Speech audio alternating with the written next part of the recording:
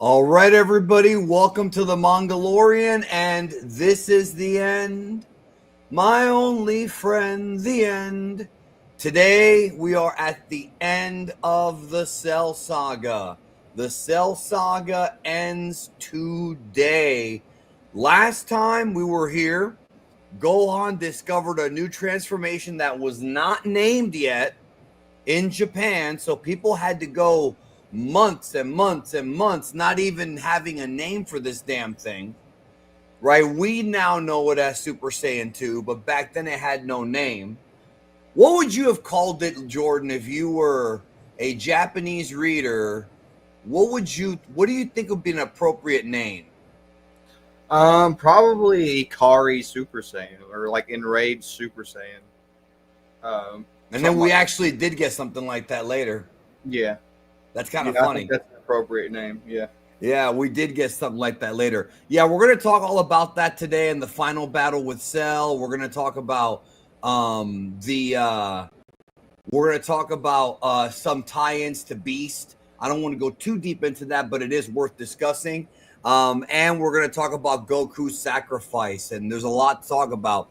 We're starting with chapter 409, Seriousness versus Seriousness, which is a weird title. This is serious. And we do have to go over some Toriyama notes here when we get there. yeah. Toriyama really tries to exaggerate the fact that Gohan's personality is different than Super Saiyan 2. I think that's the reason he went with Seriousness versus Serious, even though it is a wacky title. I think he really just wants to like exaggerate the fact that this is a different Gohan we're dealing with. Yes, and if you don't believe us, check out our stream last week when we showed Gohan absolutely massacring the Cell Juniors, and it's actually more violent in the manga than in the anime. Yeah, he went It's Anakin mode. I mean, it's and the thing is, Jordan, you and I were talking about like if they were to remake Dragon Ball, they should do it like in the manga. But I forgot, man, that like television standards have changed. Oh And yeah, based on how Toriyama drew that in the manga, there is absolutely no way that Fuji TV is gonna carry Gohan literally disemboweling Cell Juniors on their television.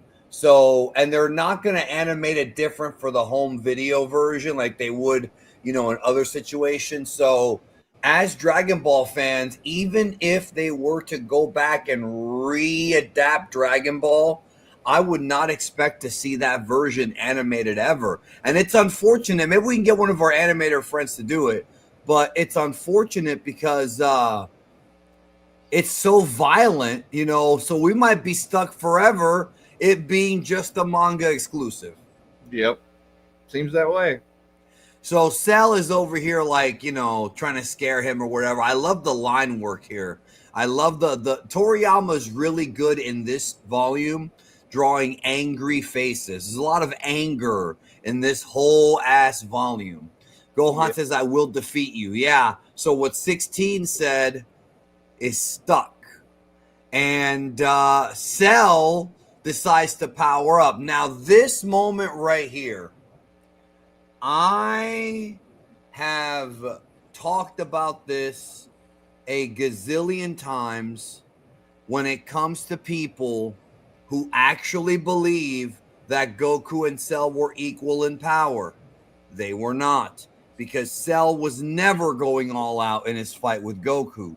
Here, we witness him powering up again to a higher level, right? To a higher power level than we even saw him fight against Goku. Yeah, yeah, and this was foreshadowed too because whenever they had Korin, try to check out Goku and Cell's power level and compare them, it was like Cell is way more powerful than you probably think. So No, Trenton, it was not directed at you, buddy. I swear to God, it was not. There's a lot of people that say that this was not directed at you. yeah, it's And then very and they, yeah, it's very common, and they completely missed that Cell right here says how I'll show you how terrifying my true power is. Goku knew that he wasn't as strong as Cell, but even Goku didn't know how much power Cell was hiding deep down inside. So Yeah. he powers up here, huge power up, one of the biggest ones Toriyama drew. I'm a fan of it. I love how this right here is stuff that you mostly see in the anime. I think Toriyama may have watched a couple of episodes of Z, on television because he did scope out the show from time to time. He was too busy drawing the manga, but he did watch the show from time to time. And I think maybe he thought, hey, let's do some reaction shots.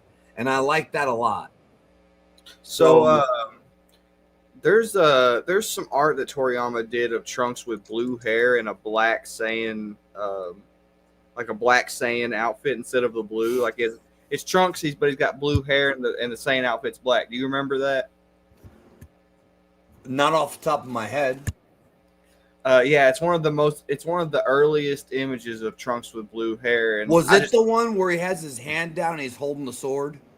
No, he's literally like standing next to the Cell Games arena in a black Saiyan Saga outfit with the blue hair. Anyway, I didn't know if you'd seen it. I was going to ask you which one you like better, but I didn't know if you had seen that image before. I actually prefer the blue hair with the black. If we have time, send me that image later. Like DM it to me. Yeah, because I may have seen it. I may have it somewhere. Or maybe I never saw it. I don't know. There's a lot of things that we discover, man, that we think we have just when you think we have all the answers, Dragon Ball changes the question. So Cell here looking like a fucking badass. And this is it right here. Look what Goku says, folks. At last, Cell's revealing his full power. It feels like he's making the planet shake. So Goku was fighting against Cell, who was half-assing it, and still looked like a badass. So... Yep. I mean, look at Cell. He looks buffer. He looks a lot more serious. And then Gohan says, you still look weak to me. This is a lot of people's favorite version of Gohan, including mine. Yeah. Because he's such an edgy badass that it's like he literally is channeling the spirit of Vegeta here. Well, yeah, or because Goku on Frieza. Well, I think with Vegeta, he has a problem with letting his rage,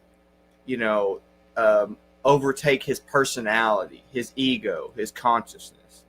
And that's something that Gohan is more volatile and more he's more subjected to because he's a hybrid, like he's more subjected to his emotions.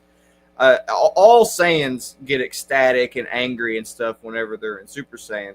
But Gohan particularly, like he gets pushed over the edge. Like he's just way more volatile in general. I mean, we've seen that throughout the series, even prior to Super Saiyan. Anytime he got angry, he got a huge, emotional shock. He would turn into a completely different person. But in this case, it's like he's stuck in that state. Instead of just getting it for a few minutes, and getting angry and fighting like a beast, for just a few minutes. He's stuck in a state of just like wanting to destroy his opponent. It's very interesting. Well, one of the things you've talked about a lot, and I've agreed with you, is that whenever these guys get to Super Saiyan and higher forms, they become more savage and more like animalistic. Even if they're not great apes, they still have that great ape inside of them. You know what I mean? I don't mean like when I say great ape, I don't mean like the Broly thing. I mean like Saiyans are always going to be parallel to great apes. Yeah, not because they are great apes. Right. But like, I'm saying it's not just because of the Wukong connection. That's like the more meta reason. It's just that they are literally apes. So even when they're not in their great ape form, they're still apes. Yeah, and that's why when they're enraged, the part of their nature that makes them violent comes out, and it's very reminiscent of the great ape. So yeah. Yes. And it's why if you listen to the anime, you have to have the original broadcast audio, which I stream every Saturday afternoon. Every time there's a Super Saiyan transformation, Gohan, Goku, whatever, you can hear the great ape roaring in the background. We actually see it. We see it when Goku goes Super Saiyan 1. We see it when Gohan goes Super Saiyan 2. It's hard to hear sometimes. You have to look for it, and then especially if you don't have the OBA. And then when Goku does Super Saiyan 3 and even into Super, when we see Ultra Instinct, there's that part where he bounces off the pillar and you literally you can hear in the background the like it's there. It's an aspect they always throw in there. Super tries to make the grade 8 more general in terms of like how it applies to fight or flight, whereas Z makes it like anger. It's more anger themed. Whereas in Super, all it takes is for them to be near death and they start acting more grade 8 like instead of being angry, because anger is a part of our survival instincts. A lot of people don't understand that, but like it is one of our many survival instincts. The whole entire point that we have anger is to survive certain situations. But in the Japanese version of Dragon Ball Z or Dragon Ball, the real show, the real show, whenever Gohan becomes grade 8 for the first time, they don't say that they specify, rather than him acting like a giant enraged ape, he literally just reverts to being what the Saiyans actually are. They specifically state that in the anime. When they become great apes, they actually become, what they actually truly are. They become the actual true violent Saiyans that they are, and Super Saiyan is literally no different. So that's why you had that theory for a long time about them possibly being apes originally, and maybe even from the demon realm, and later evolving into a humanoid form. So they're actually the it's kind of like what people think about human beings, that human beings evolve from apes. It's like that's how Saiyans are. Tyrannotherium 97 says GT also did the great ape sound. That goes without saying, yeah, GT took it to another level with actually bringing back the great ape, which I was a big fan of. So Cell hits first. I love this scene in the anime and the manga. Toriyama does not miss with his art. Bam, right hook to the mouth. Gohan goes back. Cell hits him, smiles, then sees that Gohan pretty much just ate the shot, and he looks at him and he's like, okay, well, let me keep going. And then Gohan starts to block. Gohan ate the first shot, starts to block, counters with a left hook to the stomach. Cell is in pain already from one punch. Cell goes for a back fist. Gohan ducks. He looks up, hits him with the fucking Shoryuken. And that's what this is. This is a fucking Shoryuken. Yeah, and man, this is a great image right here, bro. This is let me get a screenshot of this for X. I'll probably end up referencing that image for a comic that me and Griffin are working on eventually. I really like that punch. I love it, man. Shoryuken. Bro, I love that. That is one of the best uppercuts. Toriyama's so good at drawing uppercuts, bro. Like, part of me wishes that he would like have done Hajime no Ippo or something like that. He would have probably done some cool body. This was the perfect opportunity to draw a badass uppercut too, because of the size difference between Gohan and Cell. Right. So the perfect opportunity for him to, take advantage of that size difference. Yep. And now Cell is not only in pain, but he's fucking bleeding. This is so satisfying because the way that Toriyama one of the things Toriyama's really good at, especially back then. Nowadays, in the more modern, I think Moro was the best. I think Moro was the best modern version of what you're getting ready to talk about. Jiren was similar. I like whenever Jiren's spirit was broken at the end of the Tournament of Power. But those are probably my two favorite instances of like building up a character to make them seem unstoppable, and then all of a sudden their ego is just completely crumbled, and they're like, "What?" They freak out because they're essentially having their ego's been destroyed. That's essentially what's happening here with Cell. Well, that's a good point, but that's not what I was going to say. But that is true, and one of the things that does that very well is professional wrestling. There's a match, and maybe I'll show it to you sometime. The Undertaker versus Triple H. Triple H does a tombstone on the Undertaker, and literally everybody thought he got him. 1, 2, he gets up. This is very similar to Dragon Ball, and they zoom in on Triple H's face. Oh, I've seen that clip. Yeah, and he's like this, and me and my friends are like, he just realized he can't win.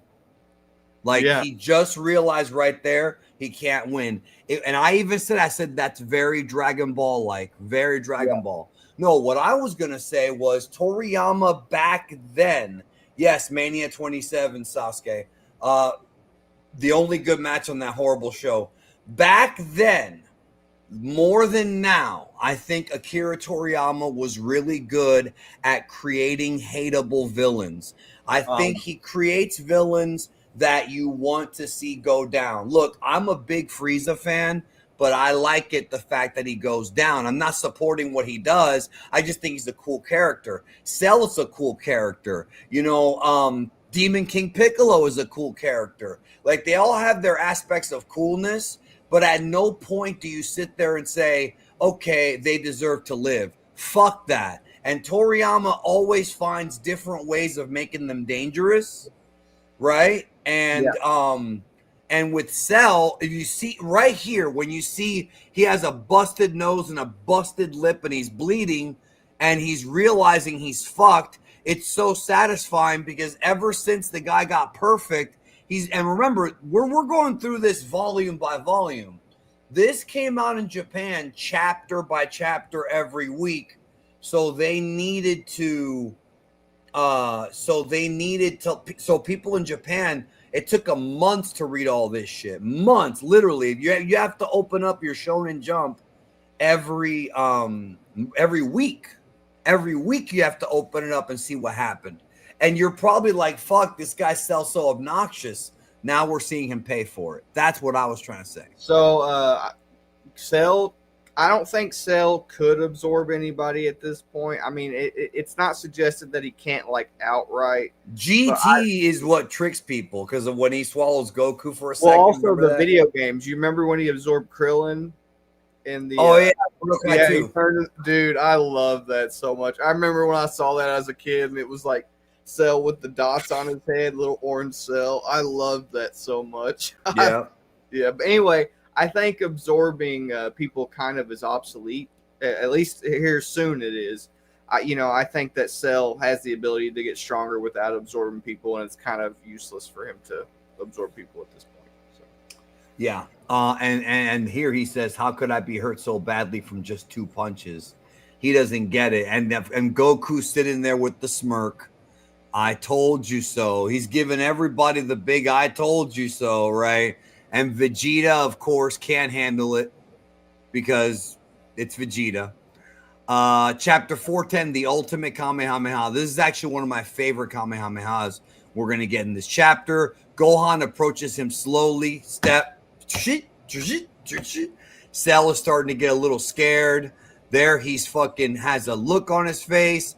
Fucking Gohan steps right up to the bully. If you've ever been bullied or ever dealt with a bully, this is extremely satisfying. I don't know if Toriyama was purposely trying to connect. I mean, he might have been because Dragon Ball is meant for young boys and up until like teenagers and even adults. But it is, you can read this in Japan if you're like a kid. And if you're getting bullied, this is like a great anti-bullying message because we literally have a kid, stepping up to his bully.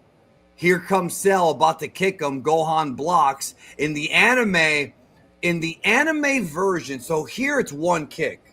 But in the anime version, Cell throws a bunch of kicks and Gohan keeps blocking them. Yeah.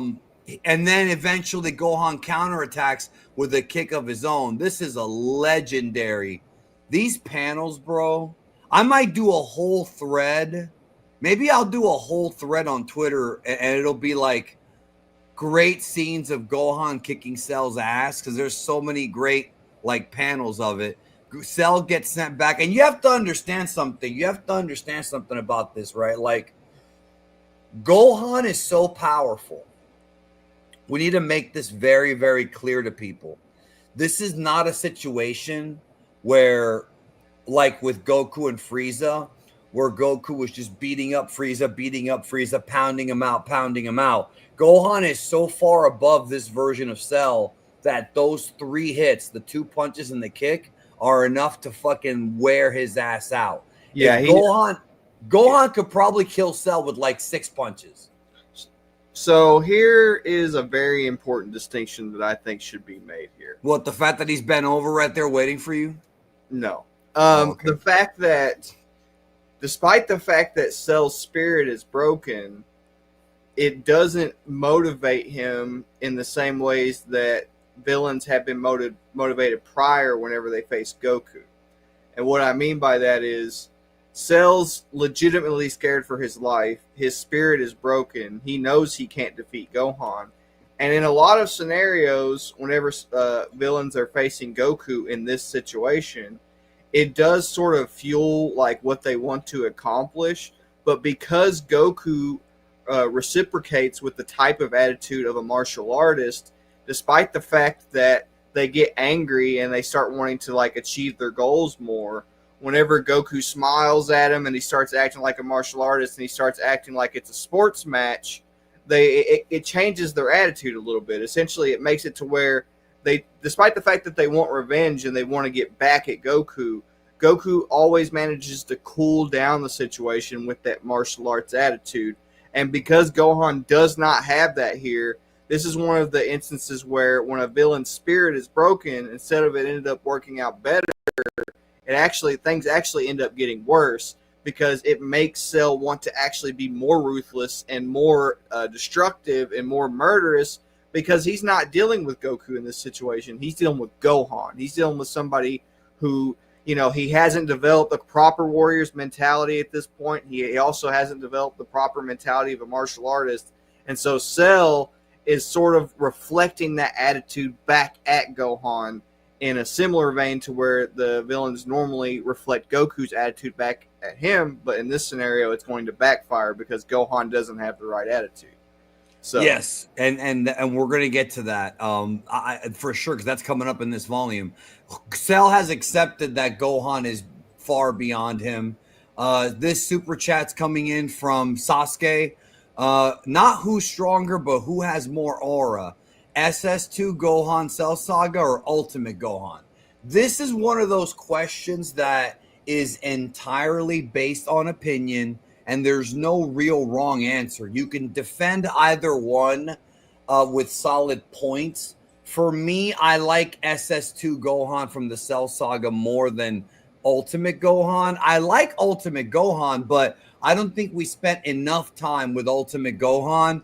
But we're going to get to what Toriyama does here in this volume because he really, it just shows the difference between writing back then and writing now, Toriyama.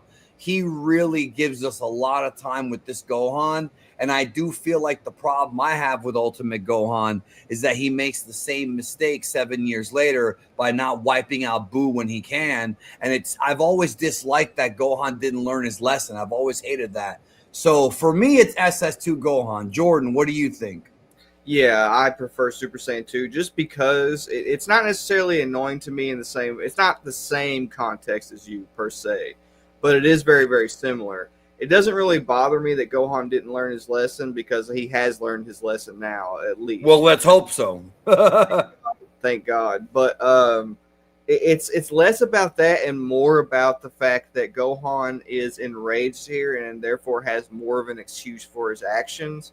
Whereas with Ultimate Gohan, he is still kind of enraged, but it's more so about cocky. It's more about being cocky than it is like losing himself to his emotions within the context of the Ultimate state. So I prefer the Super Saiyan 2 instance because I think Gohan's behavior is more justified. Whereas with Ultimate Gohan, he's literally just like built up to be unstoppable by the gods. And that's the reason that he behaves the way he does. So, I just kind of prefer this instance. At this point, Gohan is the strongest character as far as the characters that we know about. No, I'm not talking about gods or anybody who hasn't been revealed yet. Gohan is far, and I mean, he's stronger than everybody by a very large margin, okay? Like, this is not one of those things where, oh, well, Vegeta is right behind him. Trunks is, no, nobody's right behind him. He's beyond anything. Okay, Kami says, hey, Danny and Jordan, loving the series. Thank you guys for all the hard work. If you could change one thing about this arc, what would it be? You go first. There's a couple things I might change. So The first thing, and this is kind of deviates from the question a little bit, but it's just something that I would have preferred to see. I would actually have loved to have seen more of Kamikalo, like Kami and Piccolo, like the nameless Namekian. It would have been cool to see him back on Namek, to be honest. Like this, More like lore stuff. yeah, I would love to have seen more of Piccolo and Kami. I just think that he was kind of undersold. He was essentially kind of used as an instance of power scaling, where it's like we know the Super Namekian is supposed to be stronger than the Super Saiyan, so that's kind of what Toriyama implemented him for, was just like power scaling. And I think that, and don't get me wrong, I do like the underlining message of like the devil and God coming together and all that stuff. That's awesome. But I do think that it was kind of undersold in that sense. But the other thing that I think I would change is I think I would have Piccolo actually approach Gohan and try to reassure him of practicing his warrior mentality. Like what he did in Superhero and other stories. Yeah. Basically, just like if you have Piccolo approach Gohan and be like, Gohan, remember what I tried to teach you? You're supposed to be fighting as a warrior, not as a child. You know what I mean? Like if he like came out and told him that, it would really help reinforce the message here, especially if like, Gohan consistently still didn't listen. So that's one thing I would have really liked to see. But other than that, I really like this arc. So for me, I actually would have tried to give Trunks a few more W's. I would have introduced a few more androids as like jobber androids so that Trunks can get some wins under his belt. That's just me, because I feel like Trunks' best moments in this arc when he kills Frieza and when he goes back to the future and saves the future. At every other point, he's kind of a cuck. And I feel like he needed more of that. And also, I would fix the time travel. I want to talk about something real quick here. It's a bit of a sidebar, but I promised I'd get to it on this stream, and we have to get to it. First, let me get to this right here. Magan says, how much stronger Gohan would have been if he trained more like during the 7 years? I got a good answer for you, buddy. Go to my channel, type in if Gohan never stopped training. We already got one ready to go, bro. I have made a lot of videos about Gohan during this time and like what would have been and what could have been. I've talked a lot about this. This is a topic that I've gone over a lot. So here's a topic we have not gone over a lot. So one of the things that was recently revealed from Toriyama's editors, this is very recent. From the very beginning, there's never been any evidence that Toriyama was going to end the series at Cell. That was a myth that has been in the fandom for years. But now there's new evidence that Toriyama did think about it. And the reason, and this is all coming from the Koso Koso podcast. In case you don't know what that is, and many of you might not know what that is, it's a Japanese language podcast. So if you don't speak Japanese, you can't hear it. Hosted by Yuji Horii, the creator of Dragon Quest, one of my guys, and Kazuhiko Torishima, Toriyama's editor. So recently, and Jordan, we're going to talk about it now because we might as well. Yeah. They had a podcast with all of Toriyama's editors. They talked all about Toriyama, and actually, they were saying some pretty critical shit like "fuck Shueisha." Thank you. I'm so happy they said that. They thought that Shueisha mishandled Toriyama's passing, which I've also said. I love that. But one of the things they revealed is that during this time, Toriyama was completely burnt out. He was working on, while this was going on, he was working on Dragon Quest VI, Chrono Trigger, another one-shot, and Dragon Ball. And he had deadlines for all of that.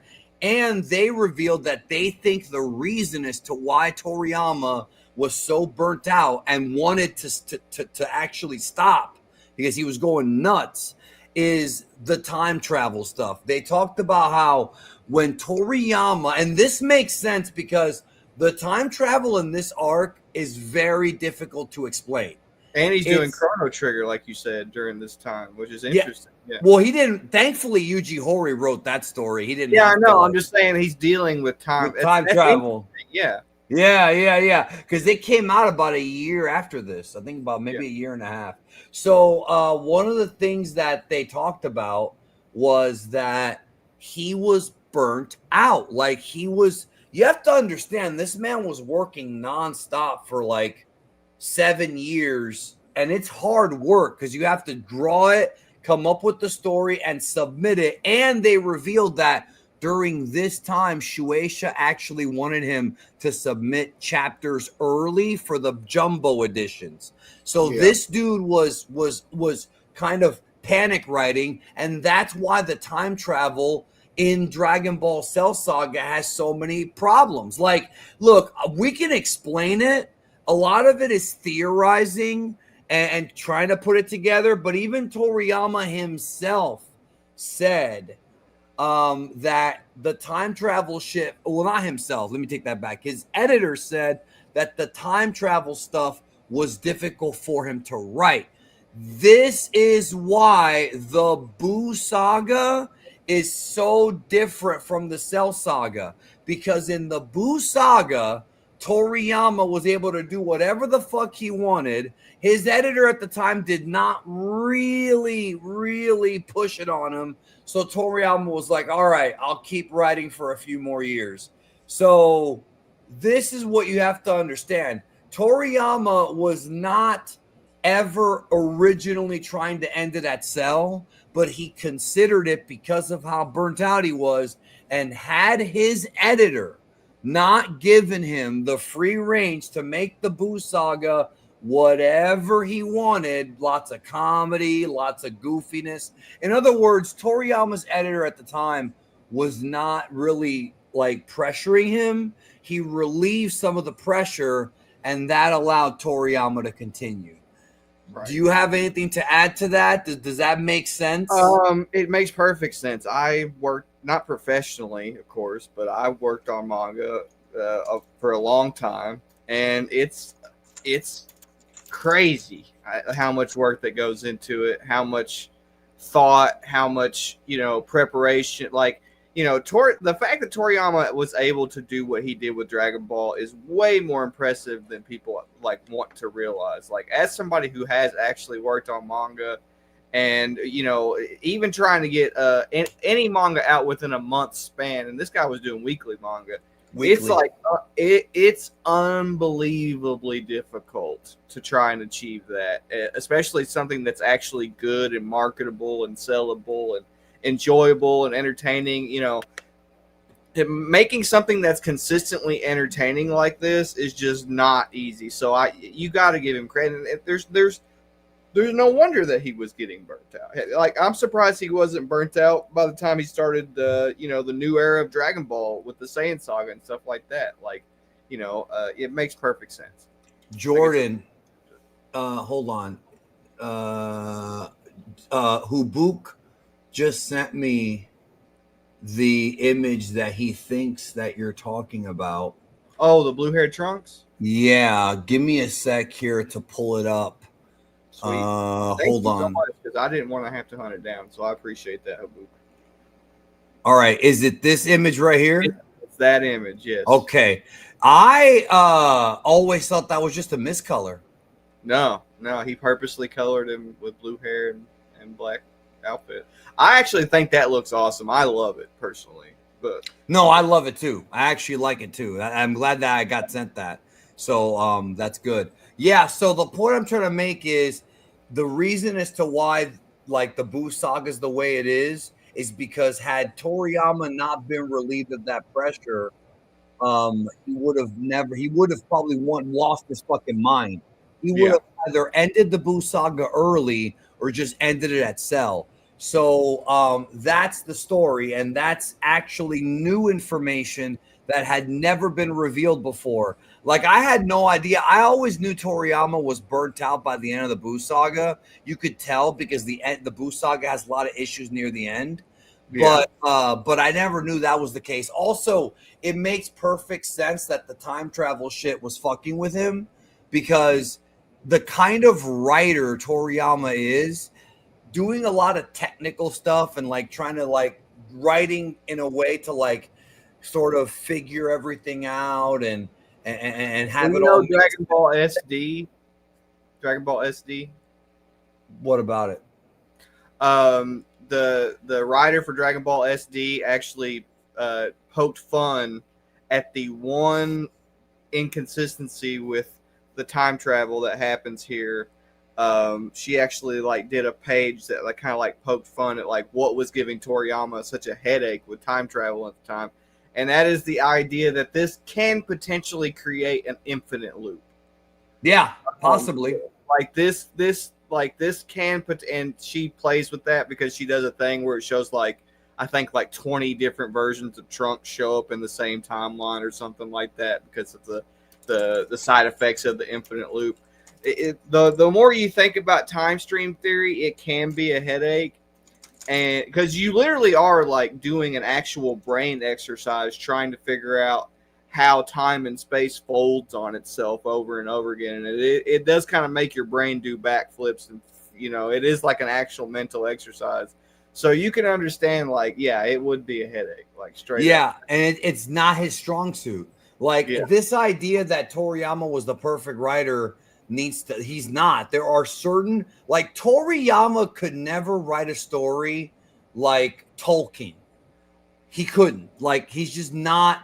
He's very simplistic with his lore. Tolkien is very detailed. Tolkien came up with languages and all kinds of. It's just not the way his brain is wired. Toriyama takes advantage of subtext. He's never going to spell out everything to you. He's just kind of like going to show you stuff and hope that you get the message. So yeah, you're right. Like, Yeah, it's just he's never going to take that super detailed approach. He wants you to just understand kind of the gist of what you're looking at and just enjoy it for what it is. Yeah, and it's just the idea is that it's just different. So it's just again that is the time travel stuff, and that was said by his editors is what was fucking with him. So Cell goes for a Kamehameha, and they're all scared. They're like, okay, he's going to hit him with a full power Kamehameha. This will destroy the Earth and possibly other planets because he's a solar system buster. And then Gohan looks up at him. They're all freaking out. The biggest Kamehameha in the history of Dragon Ball up until this point. This is one of my favorite scenes. This is an absolutely massive blast. I mean, yeah, they're all freaking out. They're like, holy shit. Right. And they all think it's over. And then Gohan's whispering to himself, not moving, Kamehameha.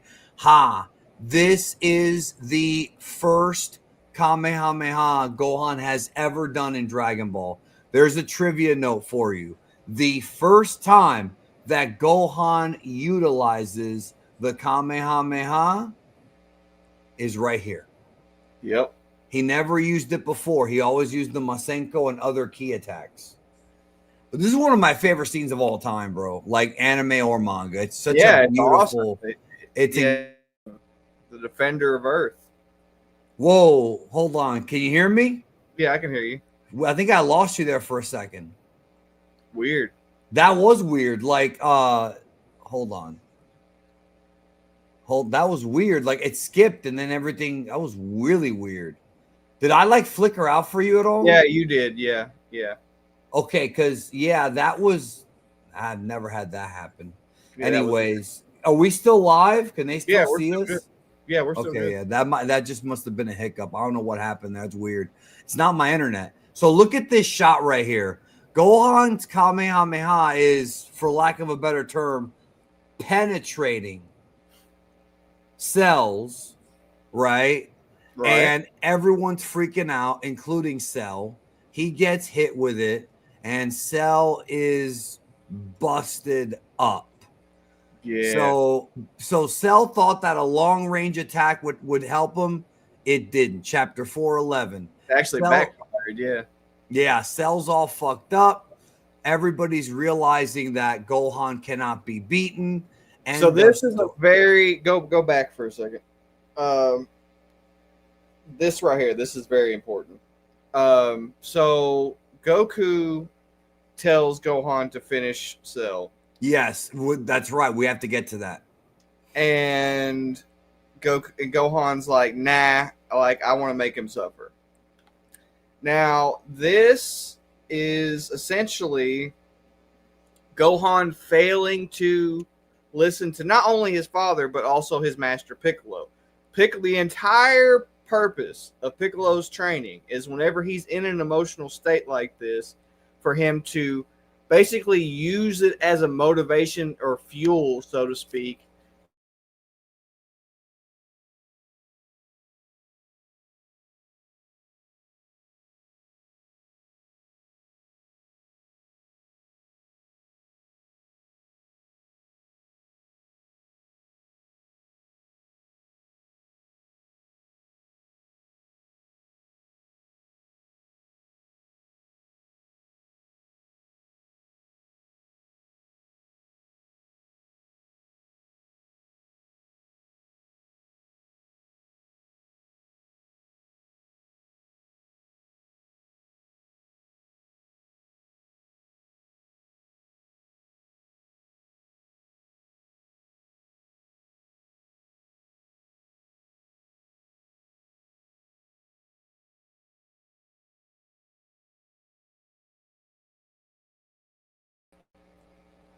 Can you Okay, guys see me? can you hear me? Yeah, I don't know what the heck happened there. I have no idea what the hell's going on. Did you also lose connectivity with Streamlabs? I lost it, but not as long as you. I was here for a few minutes while you weren't here, so I Well, don't I know was what. only gone for like 2 minutes. Yeah. I just came back a little bit earlier than you, but I Yeah, have I no don't. idea what happened. It's saying something about an internet connection, but it's not my internet connection Yeah, because mine's fine. I mine's checked. fine too. Yeah, it's weird. Yeah, I don't. What the hell is going on with this, bro? Like, this is twice this has happened, and it's starting to worry me a little bit. Yeah, that's weird. Hopefully, it doesn't happen again. I hope not, because I don't want to. We're gonna. I don't know how I'm going to be able to organize this in the playlist, but okay. Did So you? essentially, all I was saying before we dropped out was that not only is this Gohan failing to listen to Goku and Piccolo, it's also the opposite of what happened with Goku on Namek whenever he fought Frieza. Okay, whenever Goku fought Frieza on Namek, because he was a martial artist, he could use that to control himself in this very particular situation. Gohan doesn't have the pride of a warrior. He also doesn't have the pride of a martial artist, so he cannot control himself in this situation. He essentially Gohan Beast is supposed to be an example of what Gohan would have become in this moment had he listened to Piccolo and got the job done instantly as a warrior like he's supposed to. Now, Goku's not necessarily against instantly killing your opponent if it's in a life or death situation. Okay. Goku, even against Moro, tried to instantly kill Moro before he ever had mercy on him. A lot of people forget that. But there's a scene before Goku goes Ultra Instinct where he tries to take Moro out with one Kamehameha in Super Saiyan Blue. Like he tries to completely wipe him out immediately as quickly as humanly possible. And one of the principles of martial arts is if you do not have the upper hand and you're in a self-defense situation, if you're trying to survive, it's okay to like take your opponent out in one shot. Now, the issue here is that Gohan has the upper hand, but he also doesn't have the mentality of a martial artist. So what he needs here is he needs some sort of motivation to take Cell down despite the fact that he has the upper hand. And his motivation should be the survival of the planet Earth and his family and everybody around him that he loves. But instead, because he's losing himself to his anger, his motivation is simply just making Cell suffer. So that's all I wanted to point out and talk about. So. Yeah, here we go again. I'm not gonna explain. We've already explained the power scaling in this fucking arc. I don't want to go into that again. So yes, everything Jordan said is correct. Also, I think maturity is something else. Trenton, bro, I'm not gonna argue with you for 3 weeks in a row, dude. We've already explained this earlier in the stream. We're not going to keep explaining to you some shit because you don't understand. Like, Yeah. fuck, you're the only one that doesn't understand, dog. And listen, I'm not trying to be a dick, bro. Maybe you have like a disability or something. I don't want to be mean to you, but you always fucking have to come back with some, oh, but. Dude, I've already explained it. I'm not going to keep repeating myself. 2 weeks ago was like 5, 6, 7 times of me showing you that manga panel. And you still said, oh, I have to go do my own research. Like, fuck. Yeah. It's annoying, that's for sure. I just, dude, I can't. Like, I try to like explain shit to people, but when you're explaining it like 9, 10 times and it's basic shit, it's like, dude, I'm sorry, I don't have the patience for it. So, okay. So look at this. Oh my God. Piccolo just said, hold on. He says, what did you say? What's become of him? Gohan, you're the only one who can finish him. Stop messing around. We don't know what it'll do to you to keep up with this. And look at that. He regenerated. Look at that. He regenerated. Look at that. He regenerated. Oh, it's right there in front of us, bro.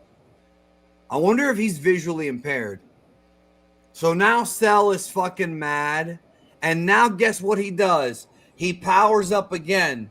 Hey, Trenton, look. Cell was so beaten up, and the Z fighters could have totally killed him if they all jumped in, even though he still wasn't going all out. Yep. Still had energy in reserve. I just can't deal with this guy, bro. Like, it's every week the most basic shit. Like, that's frustrating for me, bro. It really is. I do the best I can, but this is the shit that fucking makes me hate this job sometimes. All right. Master Swag King says, but Geekdom, does pineapple go on pizza? I think it can. I think it can. Yeah. I'm not one of those people that's like it's blasphemy or whatever, you know. Oh my God. Okay, we have another super chat that came in when we were gone. I want to address it real quick from Gabby 3006. Friend and I are planning to go to Japan next year or the year after. Since you've already been there, could you give us some tips and important notes? So yes, I can, but I don't know if I want to spend a lot of the stream doing that because I'll talk about that for an hour. Yeah. Do me a favor, go to my channel later today, check out my vlogs from when I went to Japan in 2020. But my only suggestion to you is bring cash, convert your currency to Japanese yen before you get to the airport, because the airport will charge you a lot. Find somewhere you can get it converted before you go to Japan. That's great advice. Oh, I'm saving him a lot of money because you have to pay a percentage when you get it converted. But if you do it at the airport, heck you yeah, know? That's awesome. So, anyways, so Cell's fucking strong as fuck now. Look how big he is. He's an absolute monster. And he's saying there's no way I'll lose to you.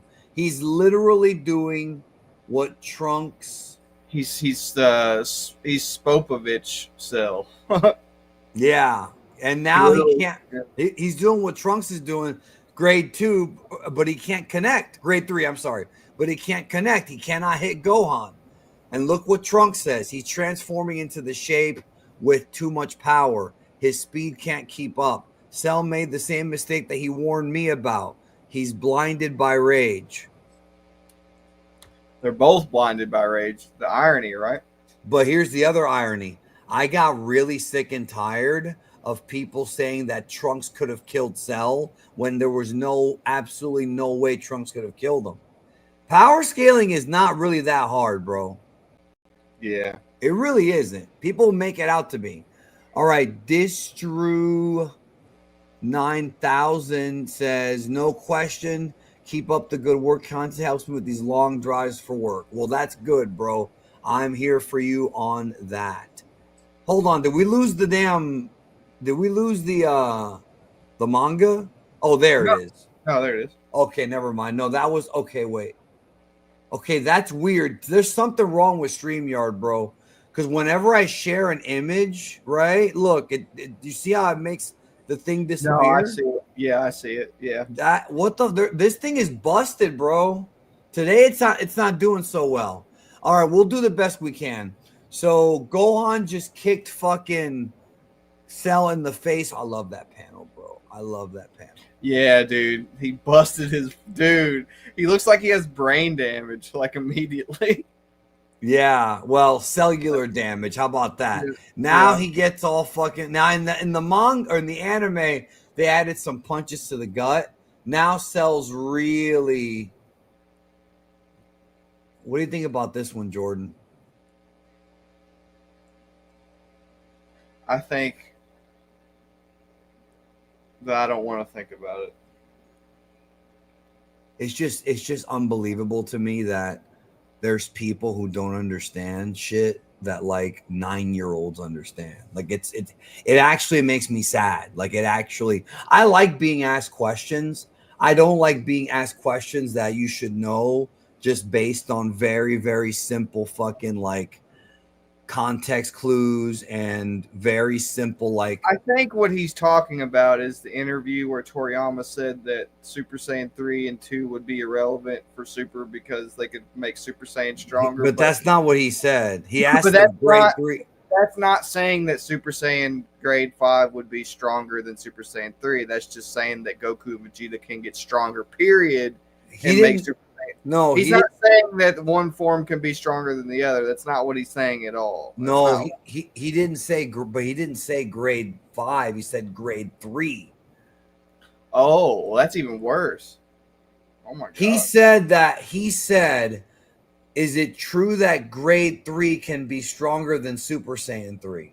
That's like some AF stuff. I remember whenever they did that with Vegeta, they made him like get all super buff and shit. Like, no, that's I just don't.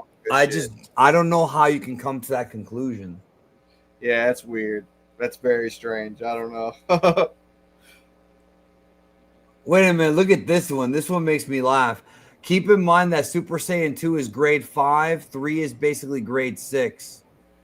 I guess you're getting real technical with it, but I guess he's saying that maybe you could rename Super Saiyan 3 to grade 6. They were done with the grades by then, but I guess, bro. Anyways, let's keep going. So Cell fucking pukes out 18. This is also what happened when Krillin got his hands on her too. That's a preview of what Krillin did to her. We'll leave it at that. Now, what the hell's going on? So what's happening here is that Cell has received so much damage that his body is breaking down. He has reverted back to his second form, his semi-perfect Cell form. Now, at this point, Trunks can kill him. Vegeta can kill him. Yeah. Goku can kill him. Fucking maybe that's probably it. At this point, I believe it would have made sense if Vegeta had actually jumped in and tried to kill him. But the reason as to why he didn't probably is because they thought Gohan had the situation under control. Obviously not. Yeah, they would normally have a lot of faith in Gohan because he's normally pretty reliable. You know, they're not used to him with this version of Gohan. But it would have been smarter. It would have been smarter if somebody did just jump in and wipe him out. Because Vegeta can one-shot him right here. Vegeta can literally one-shot this motherfucker. Yeah. He's done. Now he starts to get big. And this is where he reveals a new trick. Right? The end of the Cell games, chapter 412. So Cell gets big, and obviously we know what this is. This is Cell saying, this is the ultimate villain thing to do, because Frieza did it in Resurrection F. I can't beat you in a fight, so I'm just going to blow up the entire planet. Fuck you. Fuck the rules. I'm just going to do it. In 1 minute, I'll self-destruct. I'll die, but I'll take both you and the Earth with me. And this is a trick that was unexpected. Gohan now should have wiped them out when he had the chance. He says, if you hit me, I will instantly explode. They're in a very dangerous predicament now. And Yeah. now Gohan remembers Dad warned me about this. Gohan, you idiot. You should have killed him when you had the chance. Look, see, I should have killed him when I had the chance. I didn't even know he was gonna say that. The earth will be no more. Ha ha ha. And then Goku says, bye bye, Mina. No matter how I look at it, this is the only way I could think to save the earth. And then there's bye bye, Mina. Bye, everyone. This is a legendary panel. And Cell is trying to be a dick about it. This was so intense whenever I was a kid seeing this in the anime for the first time. I'll never forget this ever, as long as I live. But this is something that I wanted to discuss when it comes to Toriyama's writing back then versus now. Notice that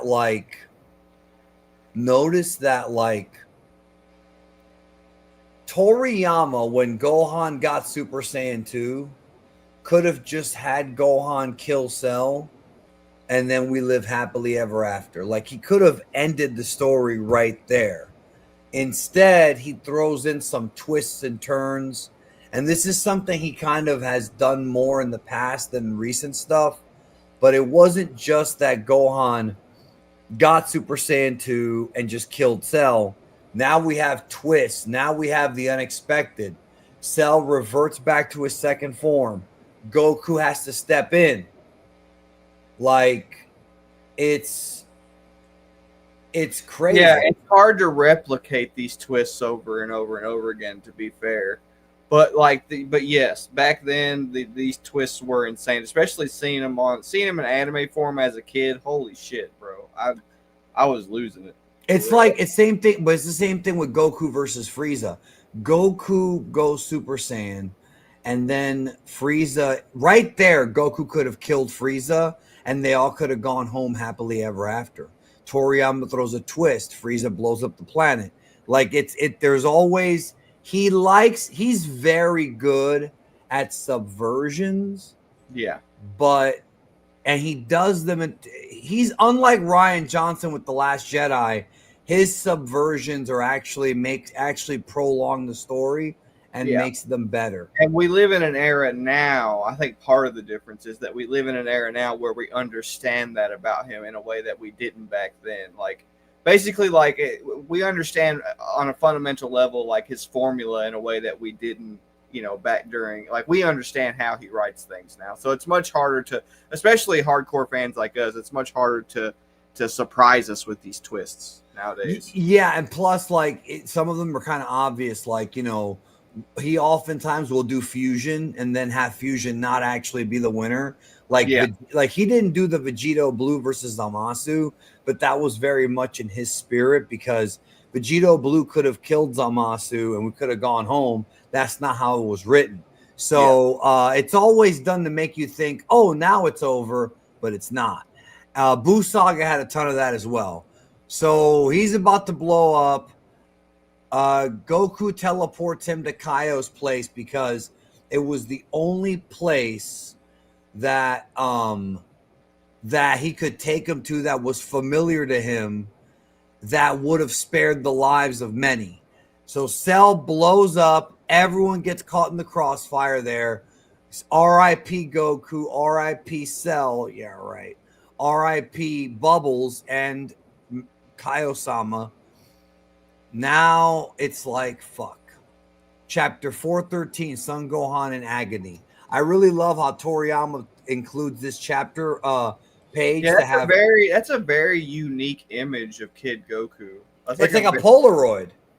Well, what I mean is the art style, the way that he drew Goku there, it's very different in comparison to how he drew him back in the original Dragon Ball. It's very unique. But it's a cool art idea to have the Polaroids. Yeah, love that. Yeah. Hold on, no, ain't no R.I.P. Gregory, buddy. We're in the manga. We're in the manga. Gregory's not in the manga. I entered a manga contest called the Tezuka Jump Manga Contest. I think in like 2017, and one of the judges was Toriyama, and I sent in a manga to be judged by him, and I actually used one of those Polaroid panels like in my manga, and I always hoped that he like noticed it because like he's the one that like started that trend in manga. But I actually used like one of those in the manga that I sent to be judged by Toriyama, and I hope that he noticed it because that would have been really cool. Yes, I agree with that. I agree with that. All right. So now Kaio's mad, but what they're gonna slowly realize is Cell should be with them. Now, in theory, he probably shouldn't be with them. If he's dead, he should actually have been over at the check-in station with King Yema. That's where he should be. But he's not. So then it's like, wait a minute. And see, look, right here. This is where they realize Cell has not died yet. And this is the big subversion right here. Hold on a minute. All right. And then this is where Goku's like, wait a minute. What the hell? Back on Earth, they're suffering. Gohan is in pain. He lost his father again. You know what my favorite, what's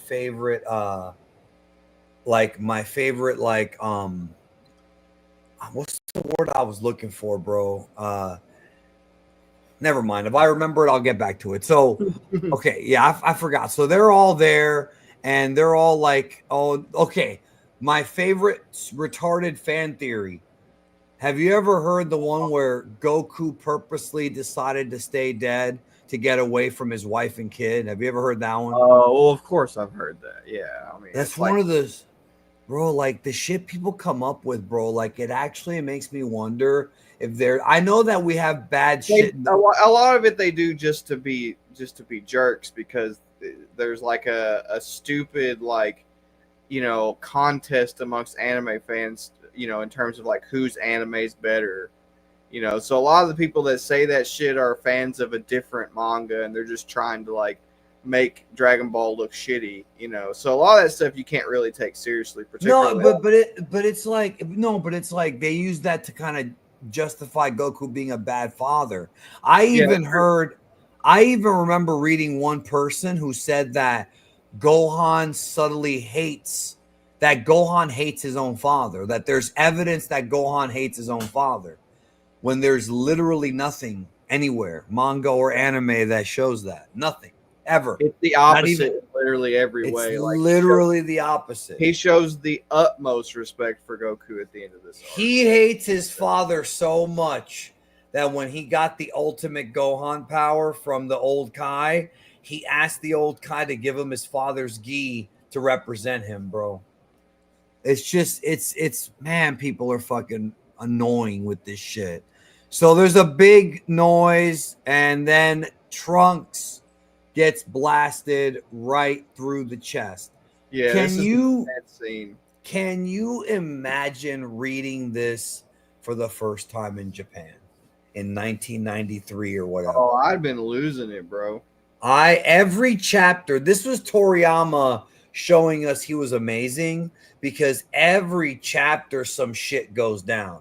There's always something that happens where you're like, what the fuck? And this is what I miss about him back then. This is why I keep saying that Dragon Ball NZ, his master work, is better than Super and Daima because he was younger and he was sharper, and his storytelling skills, I think, were incredible. Well, because like, look at this, bro. Like, you're just, I do agree with you that there is something about the older era of his work that has like a massive amount of charm because it is like Toriyama in his essence. But you got to admit that like Dragon Ball as a whole has a talent for blowing up the internet and like shocking the living hell out of people. I can't tell you how many times, even in the Super era, it's like every month, true.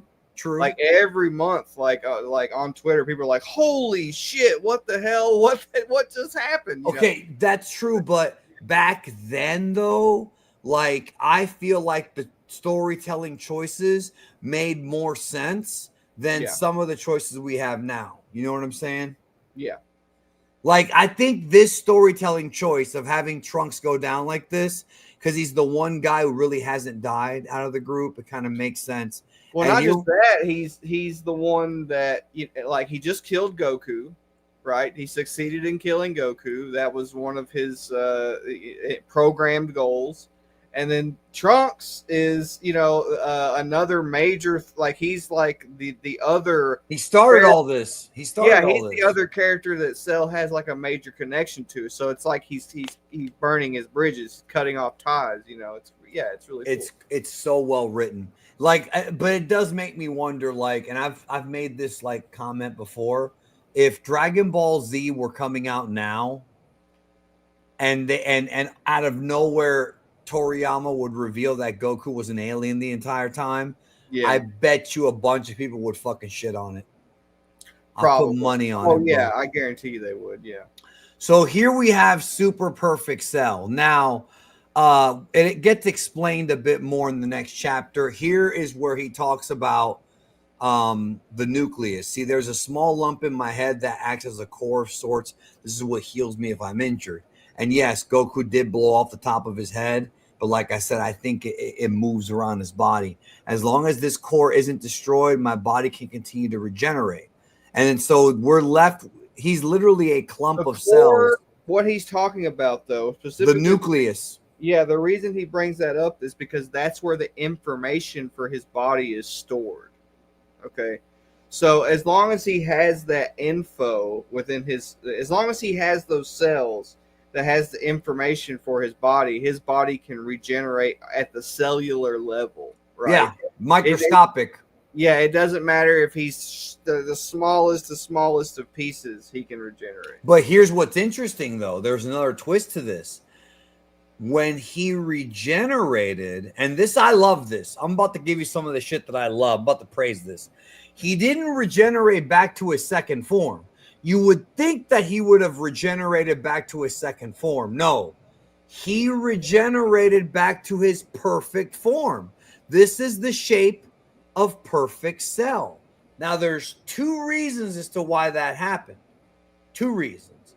Number one, he got a massive, what you would call Zenkai boost from having Goku and Vegeta cells inside of him. And two, his nucleus, his CPU, was able to contain the data that was perfect cell and regenerate by default back into what he was at his max power, not what he was when he blew himself up. Yeah, his body learned what it needed to come back stronger than ever. Yeah. Yes, and that is brilliant because it's almost like Toriyama's telling us, like, okay, this AI shit, like, he wasn't really thinking about it like this, but because we didn't know about AI back then, but like we knew a little bit, but not like now. But it's Terminator like style. Cell's AI, yeah. Well, same thing with T1000. He always generates back to Robert Patrick. But here it makes sense, and now he's back to being perfect Cell, except with a boost. Another good thing happened to me as well. I regenerated into my perfect form without 18. I also felt way more powerful, like I almost as strong as Gohan. Now he said, "Look, I'm almost as strong as."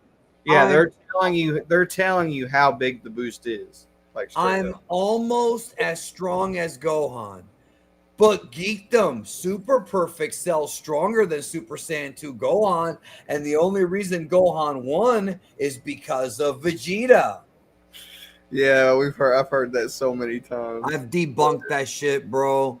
I don't know how many times. Now, I actually don't blame them for thinking that because there's. I do. No. The English dub does kind of lean in that direction. Well, what I mean by that is, particularly the people who like ask questions in reference to the manga. It's like, have you read the manga? Like, if you're asking these questions in real time to us, have you read the manga prior? Because sometimes it just seems like you have it. Like some of the questions that people ask, it's like, Are you asking it because you're reading the manga with us for the first time live, or have you read it before? Like, it's just, I don't know. Well, a lot of them haven't. A lot of them have only seen the English dub, and that's why I'm Right. saying I can't fully blame them for that. Yeah. And that's okay. Like, but just don't argue with me when I show you evidence. Like, that's what I got mad at Trenton about the last few weeks. I'm literally showing you evidence, and you're still arguing with me. Yeah. It's like okay, the color of this pen is white. No, it's not. It's red. Like at that point, we're done, bro. Like we're done. Like you know what I mean. But anyways, so now Cell's incredibly advanced CPU was able to learn the Shunkan Ito, the instantaneous movement. He's not one to be fucked with now. And notice Gohan reverted back to his full power Super Saiyan form. And now that Cell's back, he powered right back into the Super Saiyan 2 form. Now, I want to give y'all some information that many of you might not know. Some of you may know this, some of you have not, may not. The term super perfect cell is not said anywhere in the manga. It's actually not used in any of the Japanese material when it comes to describing the difference between perfect cell and super perfect cell. So here's what they do. This is a very weird Japanese quirk. So perfect cell is called in Japanese kanzentai seru, which means perfect cell in Japanese. Just that's it. But this perfect cell, they wrote perfect in English in all caps. So if you were to play a Japanese copy of Budokai 2 or whatever, if you pick super perfect cell, it's perfect in all caps in English, whereas in Japan, in the previous form, just regular perfect cell is just kanzentai seru. Wasn't there a PlayStation game, I think, where they called him True Perfect Cell? Maybe, but I don't remember that. You might be right. Yeah. And the thing they use True a lot as well. So Gohan powers up and is ready to go. And I actually really love what Gohan says here. Because he knows that Cell is stronger, but he's got a lot of power. Yeah, Rave Star, you are correct. He went from perfect cell to perfect cell. Yeah, that's pretty much it. Yeah, I mean, it's weird. Listen, I'm not Japanese, but they do stuff like that sometimes. So Gohan says, my father died because of my arrogance. I'm happy that I can kill you to avenge him. I should have killed you when I had the chance. So meanwhile, Vegeta is seeing his own fucking son puking up blood, somebody who he didn't care about. But now that he sees that his son is dead, everything changes. I love this moment for Vegeta. This is a great moment for Vegeta, bro. Because it's the first time. This is to me the first time you actually see this dude behaving somewhat human-like. Yeah, he's going through a change. Yeah. Yeah, like it took the death of his son to, look what they've done to my poor boy, like from Godfather. For him to actually realize he cares. So here comes Vegeta. This is a great moment, bro, in the anime or the manga. He starts to key spam Cell. And I love how in the anime he does it for like a long time. He does do it for a long time. And then he takes a break and he's like, Cell, you'll pay for what you've done. Yeah. Cell, I'm not finished with you. Yeah, it takes forever.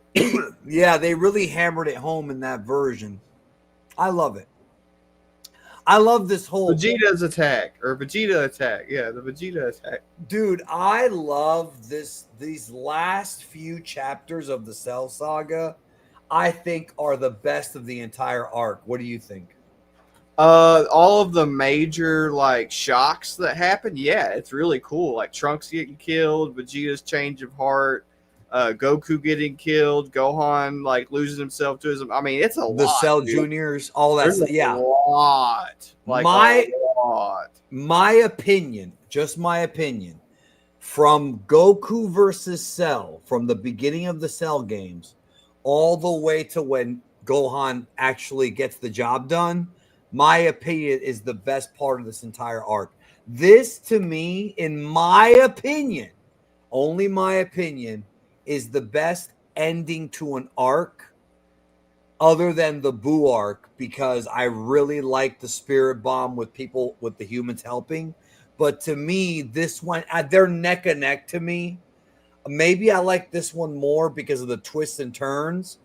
But and there are some in the Boo saga too. But I'm saying, my opinion, the last part of the Cell saga, the Cell games, is the best part of the entire arc.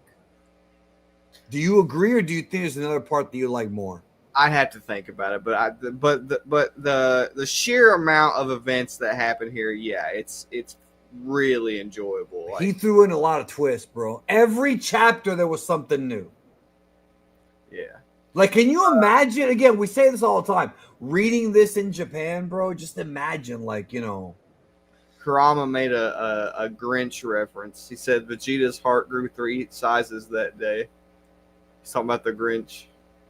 And I thought that was funny. Yeah. So I'm not gonna make fun of him here because this is not something he said that I think is dumb. He says, I'm with you, however, I don't like Goku dying because of Gohan's ignorance and cockiness. So I see where you're coming from with that. I do like it because it's storytelling. It's a lesson that Gohan needed to learn. It's However, he shouldn't have done it again later on. That's the part that, but we haven't got there yet. But okay, so I have an issue with fans like and their perception of like what makes things good and bad in media.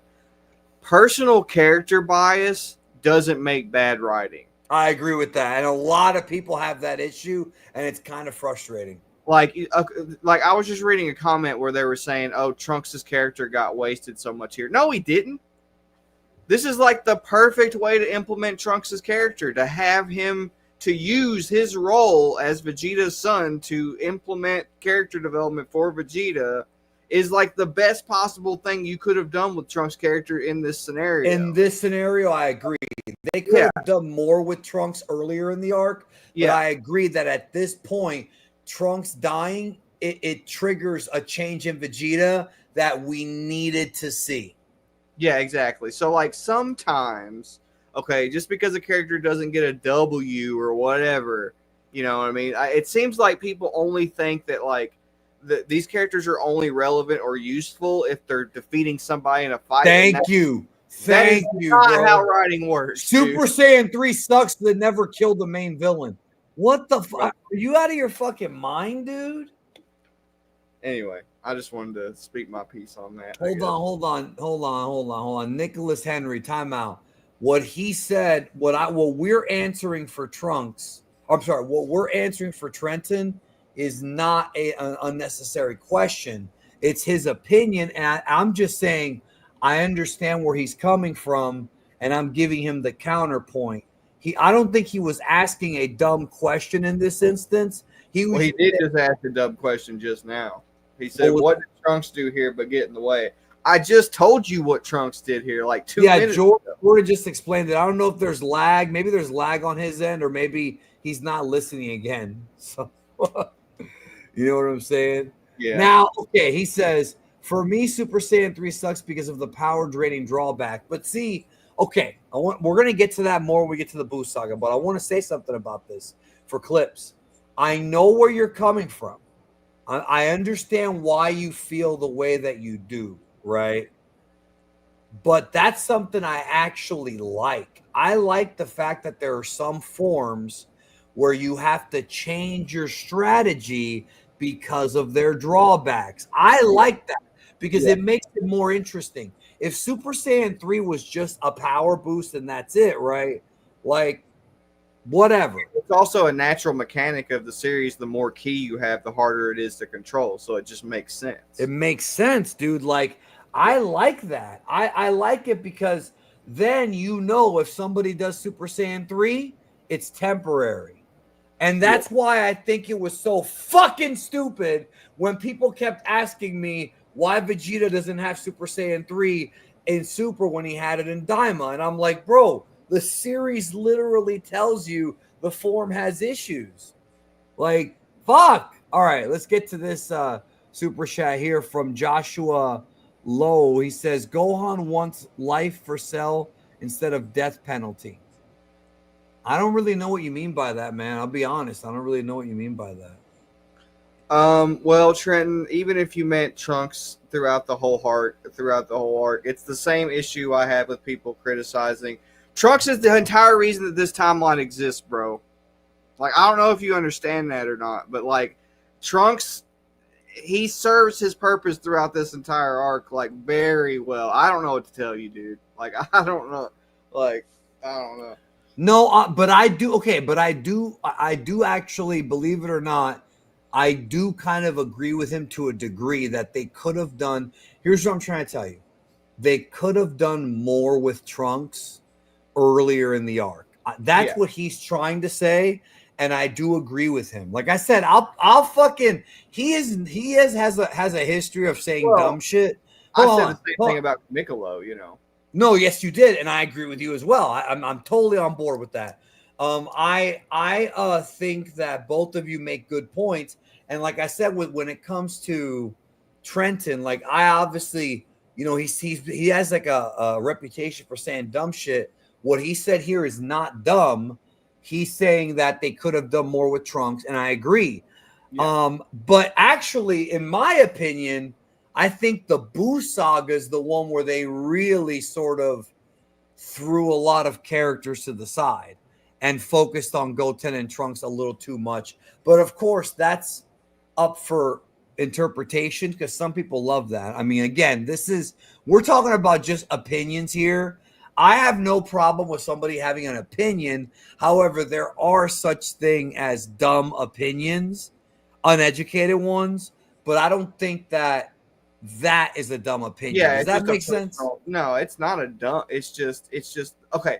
The thing that I think is dumb is the idea that he wasn't implemented enough. He could be implemented more, but they could have done more with him. But Trunks is like he is the driver of this entire arc. That's true. If he never time travels, none of this stuff happens. If he never gives Goku the cure for the virus, none of this ever happens. Like he is a vital. He does so much for this arc. Like he serves such a huge, like amazingly huge role, I guess is all I'm trying to say. Right. Even like, and we haven't got to it yet, but he's not even done serving his role. That's true. This arc. Like there's still more coming. You know, and he's still a cool character overall. Yeah. So all right, so Vegeta's about to get pimp smacked. He gets pimp smacked down. Down goes Vegeta, right? He's pretty much out of it. He's paralyzed. He can't move. And now Cell wants to finish him off with the Frieza attack, just like what happened on Namek. And Gohan in for the save, gets hit in his arm, takes the shot, and he has hurt his arm. Now, I've done numerous videos on this, and I want to get this out of the way now. The idea here is that this is supposed to mirror future Gohan. Future Gohan lost his arm completely. Here, Gohan has lost the use of his arm. Now, I oftentimes will hear this from people who don't understand Dragon Ball. Well, when Gohan got his arm fucked up, how is he strong enough to beat Cell if he lost power because his arm got fucked up? Because Gohan is stronger than he realizes. Goku is the only one who really believes in Gohan's true strength, more than even Gohan does. So even with one arm, Gohan has enough energy to kill Cell. So what does that tell you? that even though Super Perfect Cell is very dangerous, Gohan with his max ki still fucking owns his ass. And Gohan didn't even know he had that inside of him. This is all about Goku being the cheerleader for his son. Do you have anything to add to that? Well, yeah, I mean, Goku was right. He, all that foreshadowing that where Goku was saying that he had all this power hidden within this, that it all comes to a conclusion here.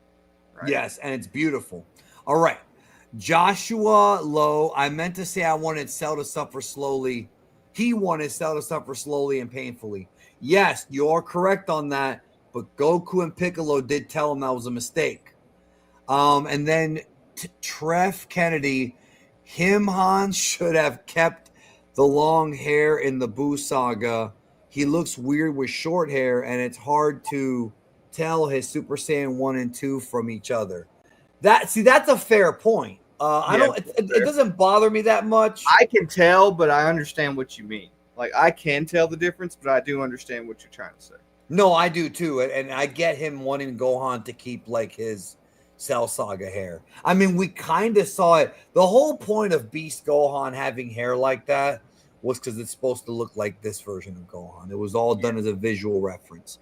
Yeah. So now the Senzu are gone. Cell begins to power up a Kamehameha. And this Kamehameha is even bigger than his fucking previous Kamehameha. Chapter 415, A Message from Son Goku. This is one of the most beautiful moments, I think, in the entire series.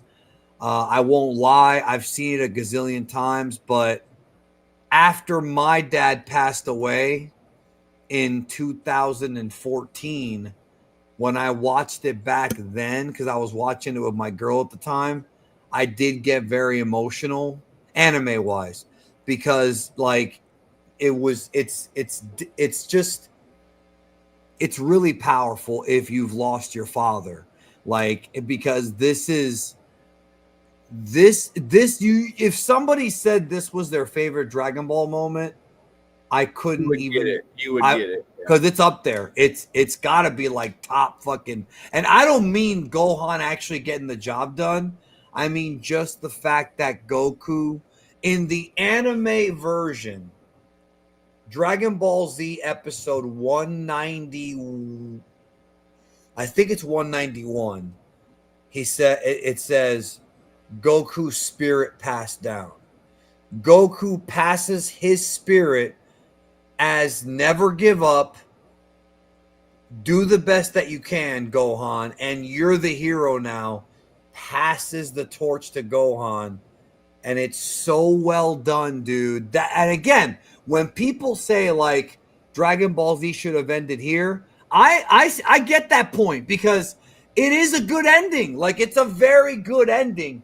The only reason why I say that the Buu Saga is a great ending is because I love the fact that the humans actually have to get involved in saving their. And I love that. I love.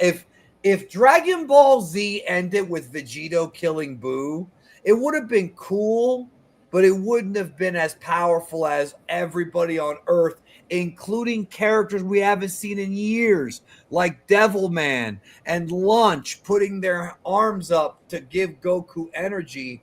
It's so beautiful, right? It is. It's awesome. But if they didn't do that, this would be my favorite ending, because it's perfect, bro. Gohan is apologizing. Vegeta's now waking up. And then Vegeta says, I'm sorry, Gohan.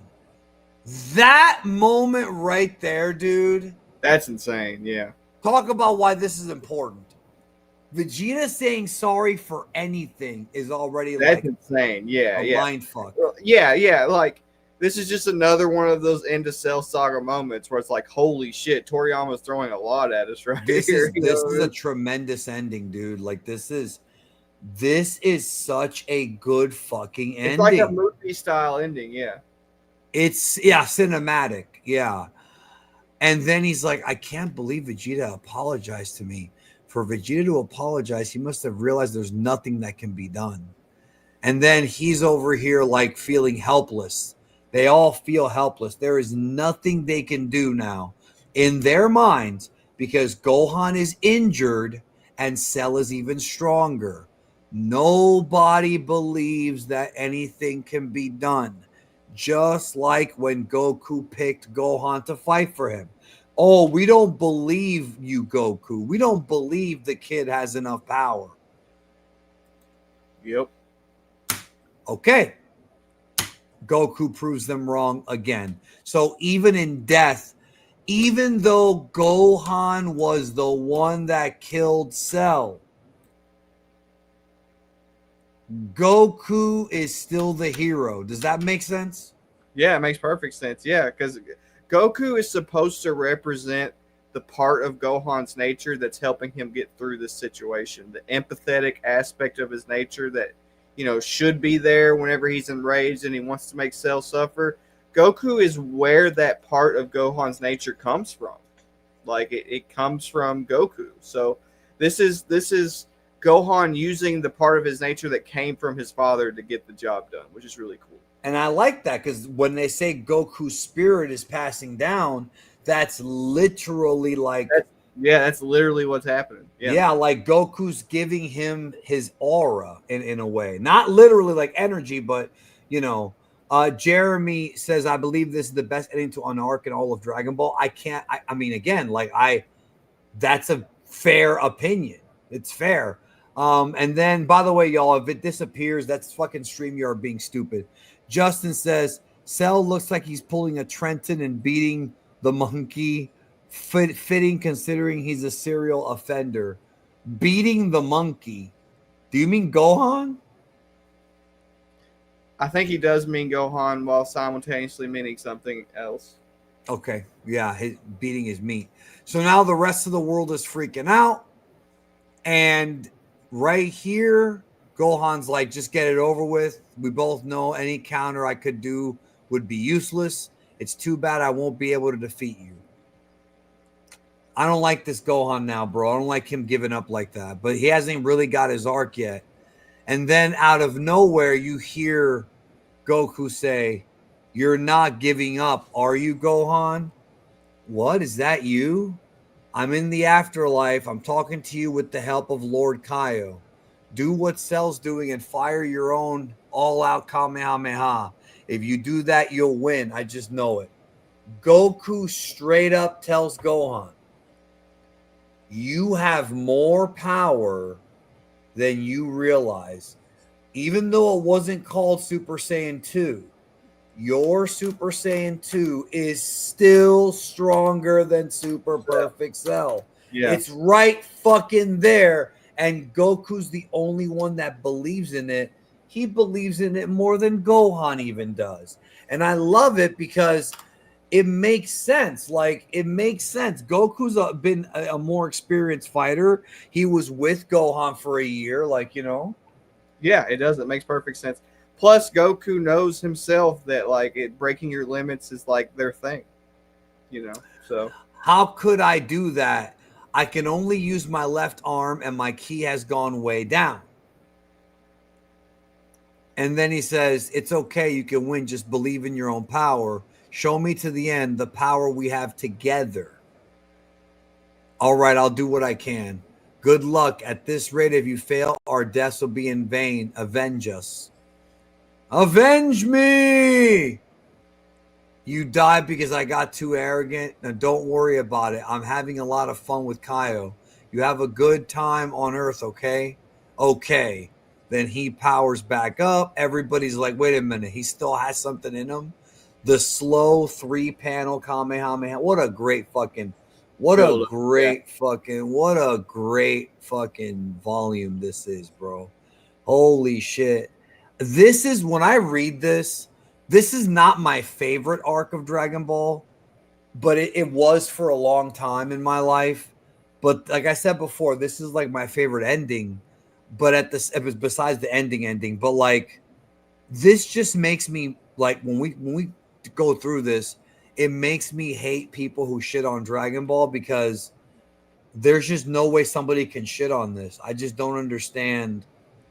I Yeah, don't understand it, bro. I just like what is wrong with this story right now? Right it's now, at this awesome. It's awesome. There's nothing wrong with it. It's awesome. like sometimes what I'll do, Jordan, is and people should do this. You should try to contradict yourself. You should meaning you should try to find holes in something you love to see if there is something. And there's lots of Yeah, holes in the Cell Saga, but in this part of it, it's like perfect. yeah, it's awesome. Yeah, All right, so it's all powered up. He can't win. Gohan's ki is too weak. Yeah, but that's because Gohan has not really tapped into everything he's got. yeah, Then here comes the big blast. Go, and then we have this infamous shot. Now, in the anime version, Goku was in Super Saiyan. And I actually like that more because the last time we saw Goku before he died, he was in Super Saiyan. And it matches up with Gohan more. However, based on the full color, Goku had dark hair. yeah. I okay. I if you look at Kubota, the way he did it in the flashback, if you go to the superhero, the start of superhero, and that flashback, um, he drew it like this. So I guess this is the official manga version. I want to ask the chat which version of father. We're gonna do a poll right now. Which version of Father Son Kamehameha do you like more? Goku black hair or Goku gold hair? Hold on. All right, I'm starting the poll now. Please vote. Please vote which one you like more. And we're not talking about like anime versus manga, just color wise. Like, do you think it fits better with the gold or with the black? Jordan, what do Yeah. you think? Please vote. I understand why they went with the black because it's Goku from heaven, but the Super Saiyan Goku and Super Saiyan Gohan always has been more iconic in my mind because that's how I saw it as a kid. So I think I prefer the Super Saiyan myself. We've got 53 votes already, and it's 75% gold, 25%.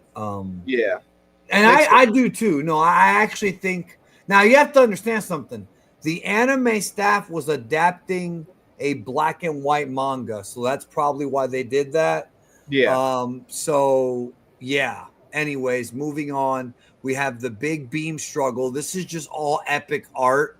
It's just two big beams coming in. Let me get Justin's super chat. He says, as I've stated before, the late 80s and early 90s were a time where our favorite heroes like Superman and Optimus Prime died. Goku was once again no exception. That's a great point, and I never thought of it like that. What yeah, do you think about that? yeah. That's true. Yeah, it's really iconic for that reason. That's true. I remember that. Yeah, Yeah, no, he's right because Optimus Prime died in 86. Superman died, I think, 94. They all came back, of course, just like Goku would, because they're too legendary to stay dead. But we also didn't experience Goku dying in real time because we didn't get those episodes till the late 90s, early yeah, 2000s. You know, I didn't get to see this until like 98 when I had the fan sub. Dude, I had the episode where Cell goes back to Form 2 all the way to this, and it was some of my favorite shit to watch. So here's the big key blast, just phenomenal art. There's another shot of the Father Son Kamehameha, and look what Goku says. You still haven't used all of your power. What have I been? How yeah. many times do I have to say it before people get it through their head? Even with one arm, this motherfucker is beyond what even his own understanding of his own power.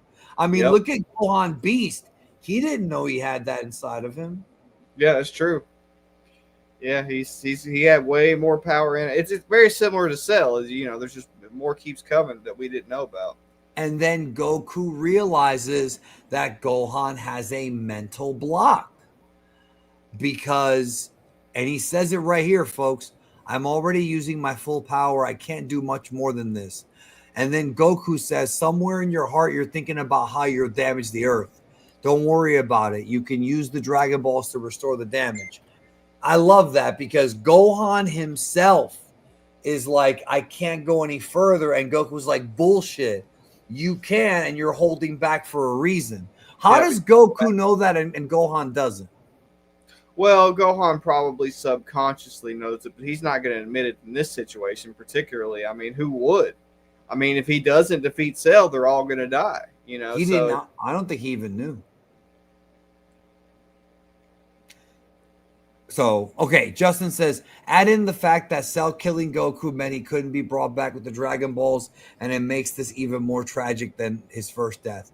True, but they could have gone to the Namek Dragon Balls, which they always seem to forget about. But you're right. And remember, they could bring him back because Dende upgraded the Dragon Balls. I think he upgraded them so you can do that again, but I could be wrong because he upgraded them twice. And not me, all I will get mixed up as far as what it is. So Cell's going for the final blast. Vegeta steps in to hit Cell. Doesn't do any damage except annoy him. And then Goku tells him now. And then Gohan really unleashes all of his true power. And Cell is done for, bro. I can't believe this. I am perfection. The expression that he drew for Cell is insane. I love it. This was not in the anime, by the way.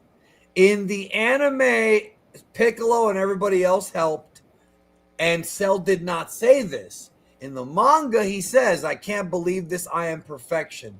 I love that, bro. Yeah, it's a very Saturday morning cartoon line. I am perfection. It's like, we'll use the machine. Like that. Yeah. Line, bro. Yeah. Bro, and the thing is, too, like, I like that. It's goofy, but I like it. So that's it. Gohan with one arm has finished off Cell. And he did it. There's the infamous shot of Goku with the angel wings that was used in the anime. For the Buu Saga opening, yeah. For the Buu Saga ending. The Buu Saga ending. Oh, yeah, the ending. Yeah, that's right. Yeah. Clip says, where is the frame where you see the beam in space? That's in the anime, or it's in the anime, not the manga, but that's okay because Toriyama did it. So there's a big hole that's shaped like a penis. Not really. Gohan's done for. Vegeta then says that now that Goku is gone, he's pissed off because Goku was his rival and Gohan killed Cell. And this is when Vegeta vows to never fight again. I will never fight again. And he didn't for a while because his rival was gone. Right. This is where Mr. Satan takes credit. I kicked his ass. And then he becomes Earth's hero. Then we go back to the sacred heavenly realm. And 18 wakes up.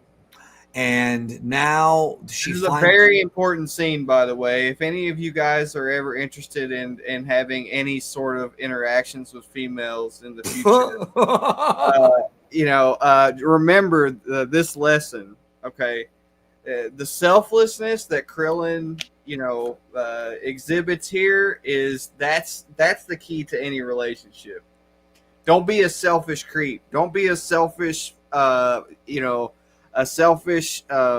possessive creep towards women that you care about. You don't own them. They're not your property. And that's the reason that Krillin ends up getting the girls, because at the end of the day, his motivation was not to serve himself. It was to selflessly help 18. And she saw that. And that's the reason that he ends up getting to marry her, is because she ended up seeing what Krillin really was and who he really was, despite the fact that he did kind of, we all know why he actually saved 18. We all know he had a crush on her. But at the end of the day, that's not what was important. What was important is the fact that she got to live and have a chance at a happy life. And that's the reason that he bagged the girl, is because he had that attitude. So remember that. Well, hopefully they'll never run into cybernetic women that can kick their ass. But yeah, it's funny. The first video on this channel to ever hit 1 million views was a video I put out 10 years ago called How Did Krillin Seduce 18? That video got to 1 million views, and I was not expecting that of all the videos. Wow. That's wild. That was the first one to ever get to 1 million. People, I guess, care about that. So, yeah, so this is when, like, he tells her what Krillin did, and then she just dips. She leaves. And the whole thing is they also like, hold on, no, we're not there yet. We need to resurrect Trunks and everyone killed by Cell. So here's the dragon. I love the full page dragon there. Please bring back everyone killed by Cell. So Trunks is back, and that's okay. But wait, Goku's not back yet. What the fuck? And then he says, you have another wish left, because now he can grant 2 wishes. And then he's asking for Goku, and then the dragon says, that's impossible. The one they calleth Son Goku hath already been brought back to life once. Asketh for another wish. And he's like, well, I guess we can't do anything. But no, there's another way. We can go to the Namek Dragon Balls. And then Goku suddenly, I mean, they don't say that, but that is the other way. Goku says, Bulma kind of said it, but I attract bad guys. It really is true if you think about it, which it is true. Because the Red Ribbon Army, Goku destroying the Red Ribbon Army creates consequences.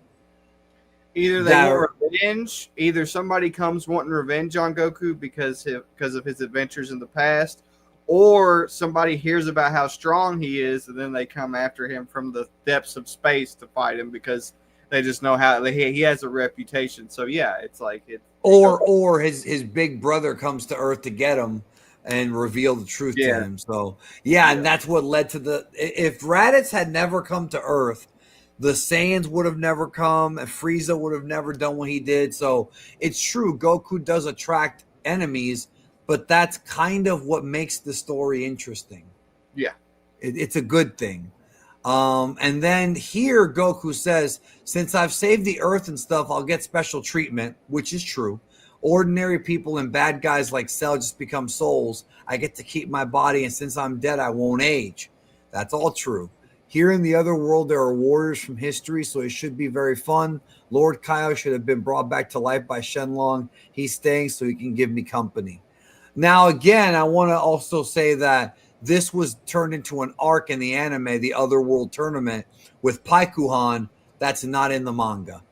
And he's like, please don't bring me back to life. And he's like, and then he's saying Gohan's more responsible. Of course, Gohan wants to be with his dad. But Goku is like, someday when all of you are dead, we'll meet again. And then Goku vanishes. And it's very, very sad because, he's gone. Now, Jordan, honest to God, how would you feel if this is where Dragon Ball ended? How would I feel? Is this a good ending? It's a satisfying ending, that's for sure. I don't know if I'd want Dragon Ball to end here. You think Goku staying dead? You think Goku staying dead is fitting? I mean, if the series is ending, yes. If it's the ending of the series, it makes sense. But if you're going to continue the series, you can't continue without Goku, at least in some sense, and I think Toriyama also came to this conclusion naturally as well. He did. Goku is the driving factor in the story.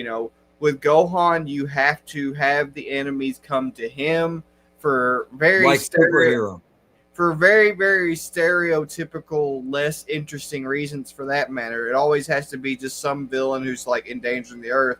Whereas with Goku, you can do way more nuanced things in terms of like crafting a plot. You can have some martial artists come from across the galaxy to want to fight him or something like that. You can't do that kind of stuff with Gohan because Gohan's not a martial artist. He's just a defender of the Earth. He's way more like a superhero. So the enemies that he's going to fight are always going to be themed around that type of thing where it's just like a stereotypical villain who's, causing trouble and stuff like that. With Goku, you can make things way more interesting. So if this was the ending, I wouldn't have a problem with Goku being dead, but since the series continued, I'm glad that Goku came back. So, yes. Why didn't Kaio-sama come back to life? I have no idea because he should have come back to life based on that wish. So now Krillin asked the dragon to turn 17, 18 back into normal humans, but he can't because they're more powerful. But also, it's not just that. They're already human. They just have cybernetic upgrades. They're Gene Zoningen. You can't turn a human back into a human because they're already human. They're just enhanced. So this is where can you remove the explosives planted within their bodies, with the idea being that now they don't have to worry about getting blown up or blowing themselves up, and that's it. So this is interesting. Piccolo says we revived everyone killed by Cell with our wish, so that should include 17. So yeah, 17 did come back to life, but we don't see him. We don't see him at all until the very, very end of the manga during the Buu saga, and then cool. We don't see him again until the Tournament of Power. I actually think that's cool. Well, you don't think they should have shown him at least once? I think they should have shown him. I mean, it would have been cool, but I still think it's cool that they don't show him till Buu saga. Actually, you know what? I take it back. It is a cool surprise to see him helping Goku at the end. So yeah, that's it. So he does it. The balls are gone. She realizes that he did something very kind for her. That Krillin specifies. He's like, I like 18, but I just want her to be happy. Yes, and then remember this. Yeah, and this is where she reveals that 17 and 18 are not boyfriend and girlfriend; they're brother and sister. And then Krillin was like, "Oh, okay, so I could tap that." It's basically what he thought. And now they're all there, and they're just kind of in mourning for Goku. And now Ten Shinhan talks about Trunks, good luck taking on the androids of the future. Now, Trunks in the Room of Spirit and Time changed everything, because now he is so powerful that 17 and 18 are nothing to him in the future. So Trunks decides to stay the night, decides to go back the next day. They're all leaving the heavenly realm, and this is where Yamcha reveals to Trunks that Vegeta exploded when he died, and that's fucking cool. That's sweet, yeah. This is a great ending, bro. It really is. Jordan Hardy, man, it's hard to even put into words just how perfectly written this was. Yeah, I can't really find any flaws in this. It's really well done. Like, even when I look for flaws, there's not many. Could they have had another moment with Trunks and Vegeta? Maybe, but I don't think Vegeta's character was ready for that until the Buu saga. Vegeta's character change is still ongoing here.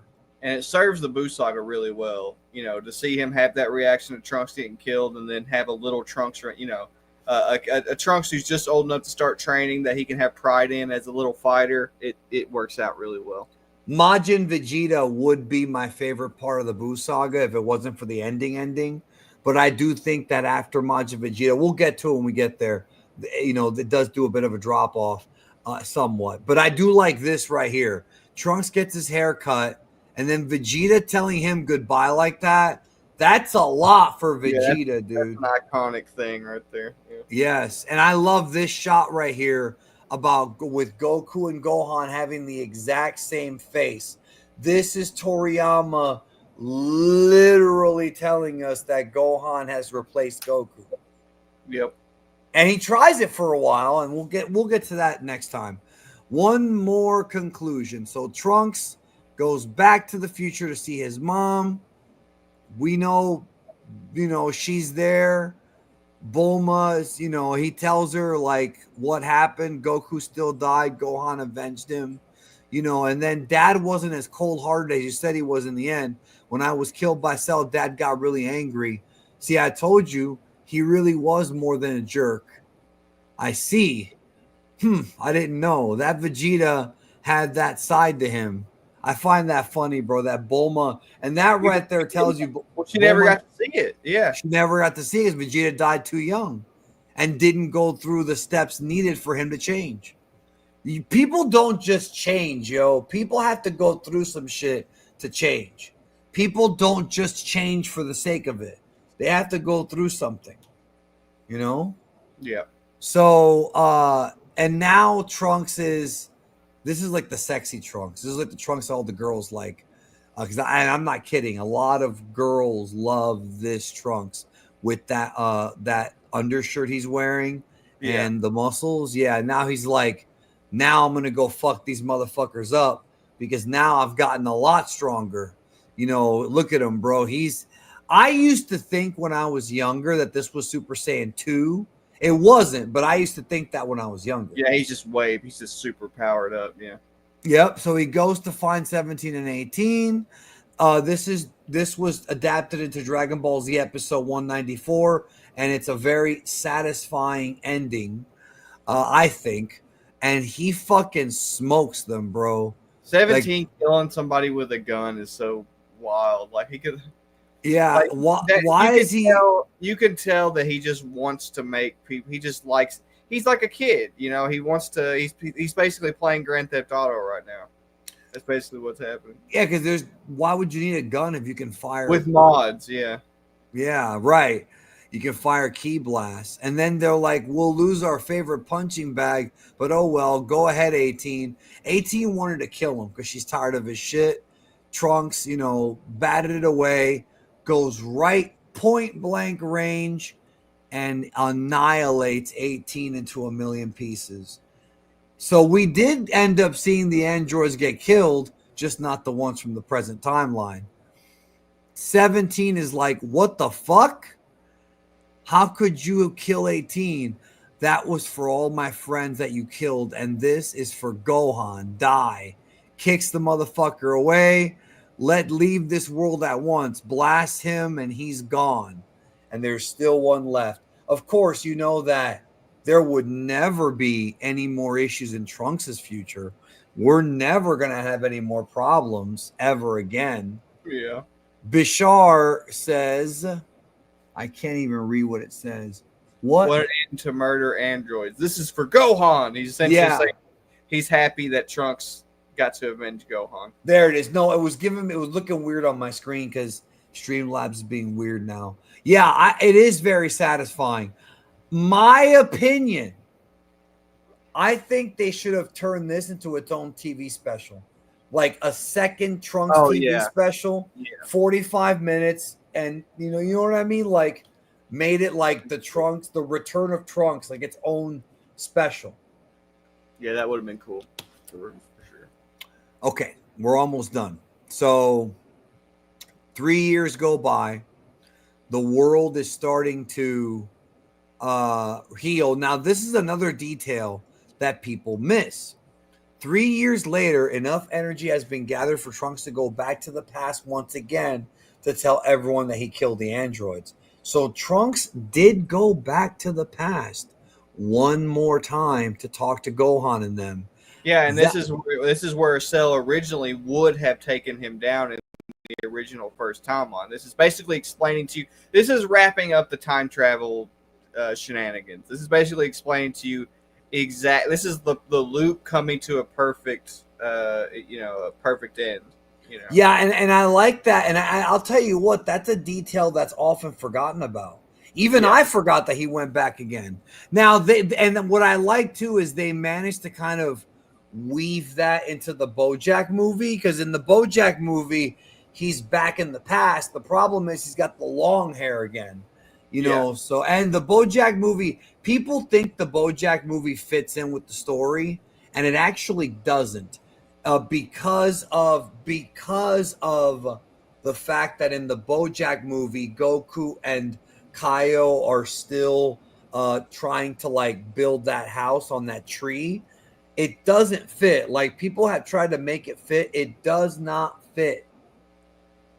It does not fit. And that's something it could have fit if they did it differently. Okay, Justin says, I gotta be honest, I think Cell's death may be the best villain death in the series. I kind of agree with that. Gohan got to avenge his dad, and unlike Goku defeating Frieza, Gohan actually made the wise choice of killing Cell. I kind of agree with him on that. What do you think? I mean, wise is, I guess, an opinionated statement. I mean, it really, look, dude, the power of the pen is infinite. people are always like, oh, what about this decision? This decision was dumb, blah, blah, blah, blah, blah. Well, Toriyama will always come around and be like, well, you thought that decision was dumb. Well, guess what? Without Frieza, they're going to lose the Tournament of Power. You know what I mean? It's like that kind of stuff. You know what I mean? It's like you can like it doesn't matter if you want to personally consider a lot of these decisions stupid. The power of the pen always says, hey, Goku's decisions always have long-term fruits and benefits. Now, I do think that Gohan made the smart decision by taking out Cell. I do think that I mean, even Goku, of course, would agree with that. Like that was the appropriate way to go about things. But Gohan gets his own taste of the Red Ribbon Army wanting revenge. You know what I mean? So it's not that Gohan is just because he killed Cell, it doesn't mean that he's immune to consequences. There's still going to be consequences even for killing Cell. So it's like, you know. Speaking of, Cell has appeared. I know you're here, Cell. You plan to kill me, revert to an egg, take the time machine to the past to absorb 17 and 18, right? You need them to reach your perfect form. And Cell's like, huh? Did you read my diary? Like, he's like, what the fuck? And he's like, nah, I'm going to fuck you up now. Chapter 420, Peace for the Future. So there's not much to say here except that Trunks totally punks him out. This is Toriyama trying to wrap up the Trunks story as best he can. Of course, Cell reveals the spy robot. And he's like, well, why are 17 and 18 gone? And then Cell realizes that they are gone. He's like, no, there's no way you destroyed them. So Trunks does a key eye to push Cell back. He's up, and Cell fires this move, which I think is called Trunks, the Finishing Buster. I think it's called the Finishing Buster. Yeah. And he pushes him away, right? And it's coming up here. There's no way I'll let you go back to the past. So that's not going to happen. He broke the loop, as you said. Trunks knocks Cell away. This is first form Cell, bro. This is nothing to Trunks. And Trunks is not even using grade 3. Like, he's not even... Yeah. He's in his fucking Super Saiyan 1, but he's gotten so strong, you know, that it's like, holy shit. Making easy work up, for sure. Yeah, throws him up. He fucking... Cell tries to fire a Kamehameha. Then Trunks fires the Finishing Buster, and he's a goner. Let's get to this super chat here. Young GX non. If you think about it, apes IRL, they are pretty chill most of the time, but when they get angry, they literally try to rip each other apart. I'm late, but yeah, Saiyans do act like apes. That was from a conversation we had earlier.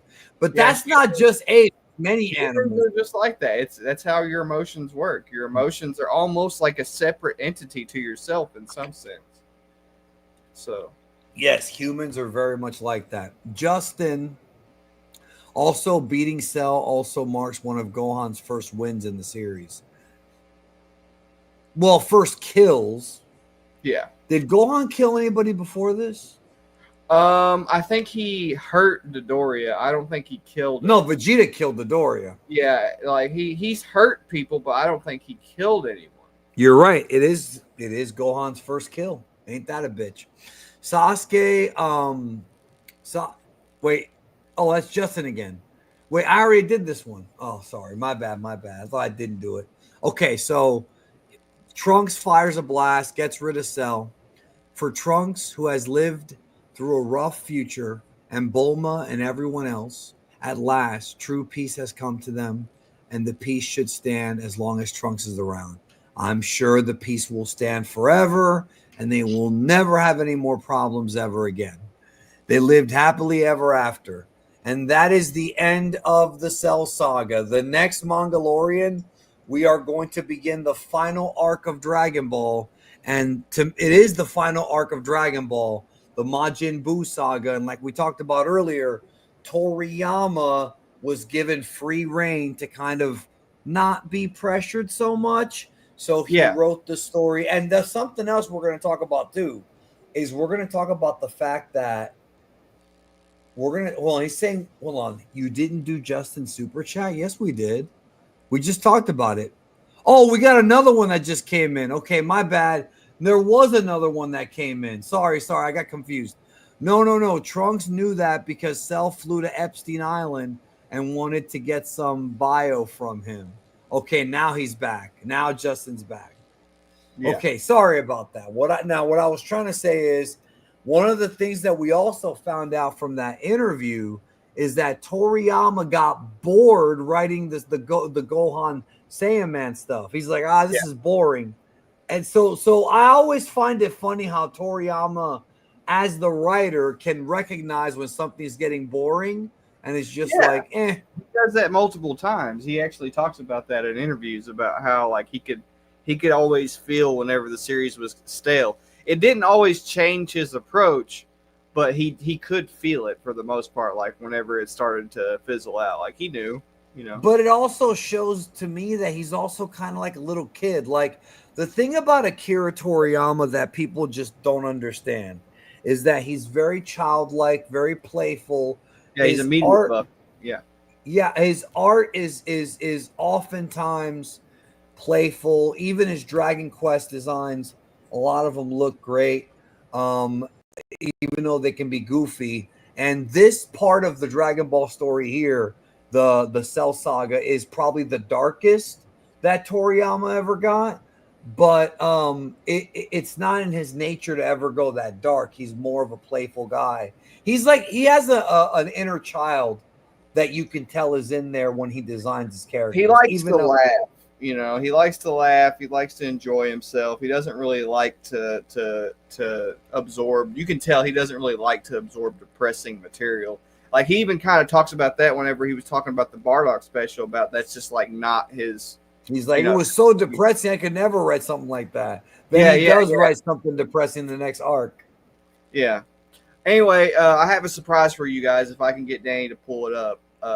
I was going to show you guys a preview of a comic that's going to be coming out next month called Keiko Daimon. It is an unofficial sequel to the Cashman manga, and I'll probably show you guys more of it whenever we get to the Buu Saga because there's some like cool Saiyan Man references and stuff like that. But if you don't mind, pull that up because I'd like to give them like exclusive looks at these pages. Where pages, is it? They're in the disc. It should be in the Discord. Hold on. Let me. I don't see anything. Hold on. All right. There we go. All right, you got it now? Wait. Okay. Wait, who drew this? That's Griffin. So me and Griffin Station. Really? Yeah, we're working on this comic together. I wanted to give you guys an exclusive preview of it. Some of these pages aren't completely finished. Let me. Oh, I have to share the screen. Give me 1 second. Okay. Hold on. Yeah, I wanted to give you guys an exclusive look because I really appreciate you guys participating and coming and hanging out with us. And by the way, I didn't even know he was going to do this. So yeah, I wanted to give you guys a treat. You know, give you guys something cool to look forward to. We're going to put out a free copy of it on Twitter to where you can see it. It'll be a free, readable file for you to download to your computer. But anyway, this character is Keiko Daimon. He is based on a character called Devil Kid from the Cashman series who looks exactly like Gohan, but in the Cashman series, he's a villain. So this guy, you can kind of consider him like an evil Gohan, sort of, but not really. Why does he remind me of Zero from Mega Man X? Yeah, he does kind of have a Zero thing going on. But anyway, you can if you'll switch, like right there, we've got him. You notice we reference a panel from the Buu Saga. You remember whenever he waves by to those criminals after they make fun of his name in the Buu Saga. Well, in this instance, he's a member of a gang, and his gang members are complimenting his name instead of making fun of his name, like with Saiyan Man. And the cops are running away instead, and he's giving them the middle finger as they're running away instead of waving them by. They're saying they can't. They're saying they can't see it. Oh, is it not on the screen? It is on the screen on my end. It's literally on the screen. Yeah, I'm looking. I can see it too. That's weird. Well, I guess. Hold on. StreamYard is. Oh, it's black for them. Hold on. Let me try something else. I'm sorry. I don't know what the. Is it there now? Can you see it now? Can you see it now? I think they can. Can you see it now? Just let us know, please. Okay, that is, yeah. Listen, bro, that's not me. That's fucking StreamYard being fucking stupid today. Anyway, this is a preview of one of the pages. This is Keiko Daimon, the Devil of Justice. This is like a parallel to the Great Saiyaman scene where he stops those criminals, and then they make fun of his name, and then he has them. They run away because they're scared of Gohan. Except in this case, it's the cops that run away, and he gives them the finger as they run away, which I think is hilarious. Okay, you can go ahead and go on to the next page. Next page. All right. Yeah. No. Hold on. Let me. How the fuck? Okay, this one. So these are the villains that are coming up. They're disguised where you guys can't see exactly what they look like, but I did want to give you guys like an exclusive preview, bro, of the villains. Why is Griffin a better panelist than fucking Toyotaro? I actually did the paneling for this. Oh, okay. I thought he did all that shit. No, he's doing the art, but I did the paneling. I correct him. I'm basically the Toriyama in this situation. He's the Toyotaro. But he did help a lot. I mean, he does make correction. He does help. He's really good at what he does as well. I'm not trying to take any credit away from him. Griffin is an unbelievably talented artist guy. I mean, just look at that. Yeah, anyway, no, there's no argument there. But anyway, you can go ahead and move on to the next couple pages. I just want to show them the page of Cashman and Keiko Daimon standing next to each other. This image right here is fucking unbelievable. Yeah, he does a really good job. But if you guys are interested, I agree with Trenton. If you guys are interested in this, it's an unofficial sequel to the Cashman manga. Go ahead and go to the next image, Danny, if you don't mind. This is going to be building up to a long-awaited rematch between Devil Kid and Cashman. Devil Kid grew up. He was scarred by Cashman, his interaction with Cashman, because if you've read the Cashman manga, you know that Cashman just absolutely humiliates him. But anyway, Cashman had a huge impact on Devil Kid, and this manga that's coming out is about the long-awaited rematch between the two. So it's going to be awesome. Like I hope you guys check it out. I want to add some context real quick. Cashman was another Toriyama manga, and it was actually the first time he ever played around with the Galactic Patrol. Like he's a member of the Galactic Patrol, just like Jocko is. Yeah. It's not in the same universe as Dragon Ball, but there are ways to make it fit. Like in other words, if you don't think it's canon to Dragon Ball, fine. If you do, that's okay too. It doesn't reference Dragon Ball, but it has the Galactic Patrol, so that's a tie-in. Now, I do have in my possession the 1994 Cashman OVA.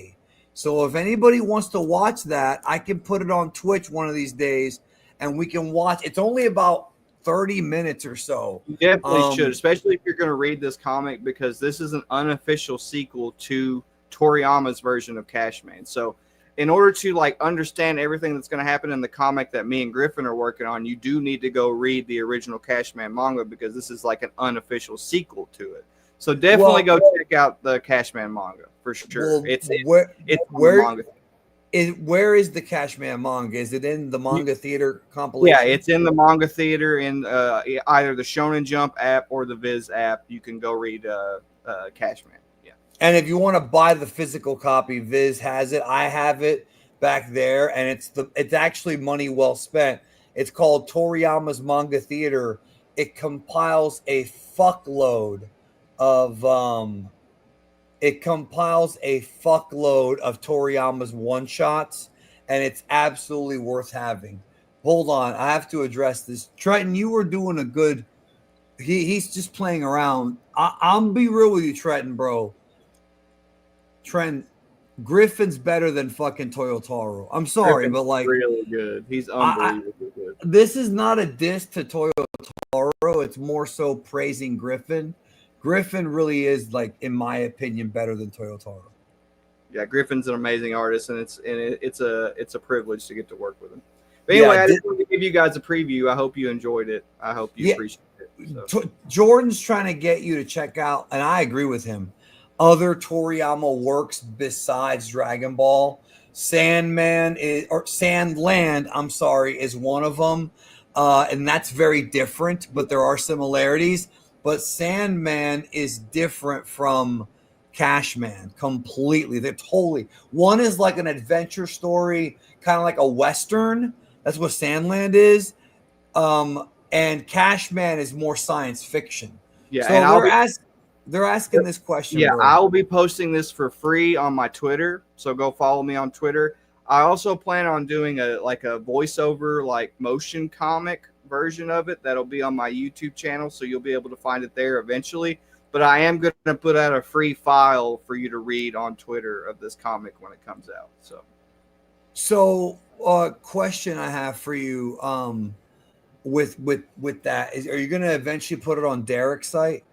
Yeah, I'm gonna put it out for free temporarily on Twitter for people to download. You know, it's basically just a treat for my Twitter followers and for my YouTube followers. If you guys want to like download it for free for a little while, and then I'll probably delete it after a while, and then I'll talk to Derek about possibly having it published there. So, okay, just real quick, he's saying Nakatsuru made a Cashman sequel manga. There's actually a lot of stuff that Nakatsuru did. He also made a Dr. Slump thing. He also made a Vegeta Piccolo one shot. I may do a video one of these days exploring that, because there's a lot of Nakatsuru did a lot of more shit than people really know. He's not just the GT guy. Cashman came before Cooler. Yeah, Cashman was before Cooler. But you have to also understand Toriyama's designs always have kind of a little similarity. Yeah. All right, we're out of here, y'all. So have a great day. Take care. We should be back next week. Again, every week I have to check with Jordan if I'm available. At DialofDragonBall.com. I actually already have a comic on Derek Padula's website called Dragon Ball Infinity. If you want to go check it out on the DialofDragonBall.com. I haven't got all of the comic uploaded there yet because things have just been so hectic and I have a very, very busy life. But part of one of the comics that I worked on years ago is already on the website if you want to go check it out. But anyway, it was awesome seeing you guys. Thank you so much for participating, and we'll see you guys in the next Mangalorian. So. One last thing before I go. This is the last thing. I may go and get some food now, and I may hop on Twitch because I have been able to successfully upscale the first 5 episodes of the 87 Teenage Mutant Ninja Turtles animated series, my first love.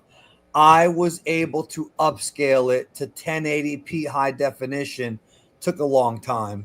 I may go on Twitch today, literally like after I get food, just very shortly, and stream those 5 episodes. They were animated by Toei, so if you want to come hang out, it'll be on Twitch. I fucking love the first 5 episodes of Turtles. They're one big story.